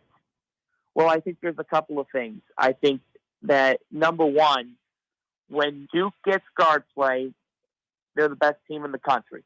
Jeremy Roach has supplied guard play for them at key times in this NCAA tournament. And Wendell Moore has done that as well at times. So if Duke gets that type of guard play and they're hitting any sort of perimeter shots, the level that they're defending right now, the way that Paolo Banchero's going, the way that guys, one big key, Mark Williams, because Mark Williams is going to have Armando Bacot. Who's going to win that matchup? I would probably guarantee it. Whoever wins the matchup at the 5 between Bacot and Williams is going to win this game. I like Duke in this game. I think that revenge and timing are everything. I don't think Mike Krzyzewski's losing back-to-back games to North Carolina to close his career. I like the way that Duke's offense has come around. 6 players with 9+ points in the win over Arkansas in the regional final. That balance, accompanied with the way that they defend, makes them the best in the country. Well, all right, John. Duke wins that one. Who are they playing for the national championship on Monday? I think they'll play Kansas, and I like the Duke Blue Devils to cut down the nets. In a storybook ending to not just the season, but a legendary career. And John, you will be there for all of it. I hope you know how appreciative we are of your time and your insight throughout the course of the year. Enjoy your weekend, safe travels, and we look forward to talking again. Yes, I appreciate you guys having me, and I apologize. Central time zone combined with an extra hurricane last night. Right. Me a little off kilter this morning. Well, so thank you for having me, and I always enjoy joining you guys. I appreciate you. Thanks, John. Get yourself to Frenchman Street tonight. Stay off of Bourbon Street. It's for the amateurs. Get to Frenchman Street and check out a jazz club or two. All right, big man? I got to come down to Florida and drink with you. I'm in. Whenever you're ready, it's on me. Yes. First few rounds on us. John Thanks, Fanta, guys. Thanks, John. Fox and FS1. Follow him on Twitter at John_Fanta. Want to jam in a few things here? Why not? All right. Let it rip. You got the sounder ready for today no. was the day when? Can you handle all of that, Felipe? If you can't, just let us know. Well, no, It's yes or no. well, Yes or no. Your mic's not on. oh, it's not on. Yes. Leave it to the oldest guy in the show, and definitely the oldest soul, to live in the past. Here's David Moulton with Today Was the Day When. April Fools. He just played an April Fool's joke on himself. It was 37 years ago today, Villanova, with the win against Georgetown in the national championship game, the perfect game, as many have dubbed it, when they were nearly perfect in the second half, 66-64. Nova, the only 8 seed to win the national title. North Carolina this year trying to match that feat. By the way, Coach K won his first national championship on this day in 91, beating Kansas 72-65. Alan Kulwicki's plane crash was today in 93 that killed the Cup champion at age 38. John McSherry working the plate in Cincinnati on opening day in 96, dies of a heart attack on the field on this day in 96. Maryland beat Indiana for the national title on this day 20 years ago. Battle of Okinawa was on this date mark in 1945. The Air Force established on this day in 54. General Hospital premiered on this day in 1963. Steve Wozniak and Steve Jobs founded this little company called Apple in Steve Jobs' parents' garage. Google introduced Gmail on this day 18 years ago. Bob Dylan won his Nobel Prize 5 years ago. Sean Taylor, Bo Schembechler, Rusty Staub, Phil Necro, Debbie Reynolds, all born on this day. Willie Montañez is 74, one of my favorite players. I just love the name. Tony Romo is 42. All right. Scott Stevens is 58. Rachel Maddow is 49. Jumbo Elliott and Mark Jackson are both 57. 2 little omissions. David Lee Roth left Van Halen today in 85. Marvin Gaye was shot today by his father in 1984. That leads us directly to... You've heard folks elsewhere mock Florida is gonna Florida. Well, Mark Miller sees it differently. He calls it the good, the bad, and the ugly. What you got, Mark? I think this is a good, but it would scare the ever-living you-know-what out of you. Delta flight from Salt Lake to Washington, D.C., loudspeaker. Our windshield has shattered and we're diverting to Denver in about 10 minutes. Delta pilots have their windshield shatter with 198 passengers on the plane divert to Denver and land. Good for them. The bad is that this is an actual course. David, you can get a happiness studies degree now in a master's program. That in and of itself is bad. And finally, the ugly, we go to Dublin, where a man working a crane was filmed taking a poo in his crane and then dumping it on the roof of someone's home. Oh, man. Wow. He was removed from the site after management got wind of the incident. And that is the good, the bad, and the ugly on April 1st, 2022. Got wind of it? Is that what you said? See what I did there? Lightning are home for the Blackhawks tonight.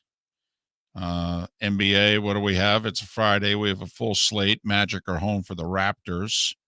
And although it looks as if the Heat have the night off. Women's Final Four tonight. 7 and 9:30 are the games. World Cup draw in a couple hours. And hopefully we'll hear about Tiger one way or another today. Good week of shows. Thank you so much for sticking around with us. We'll do it all over again starting Monday, 6 a.m. We thank you for listening to Miller and Moulton right here on the Florida Sports Network. Hey, it's Mark Miller for the Training Grove by Orange Whip Golf, where golfers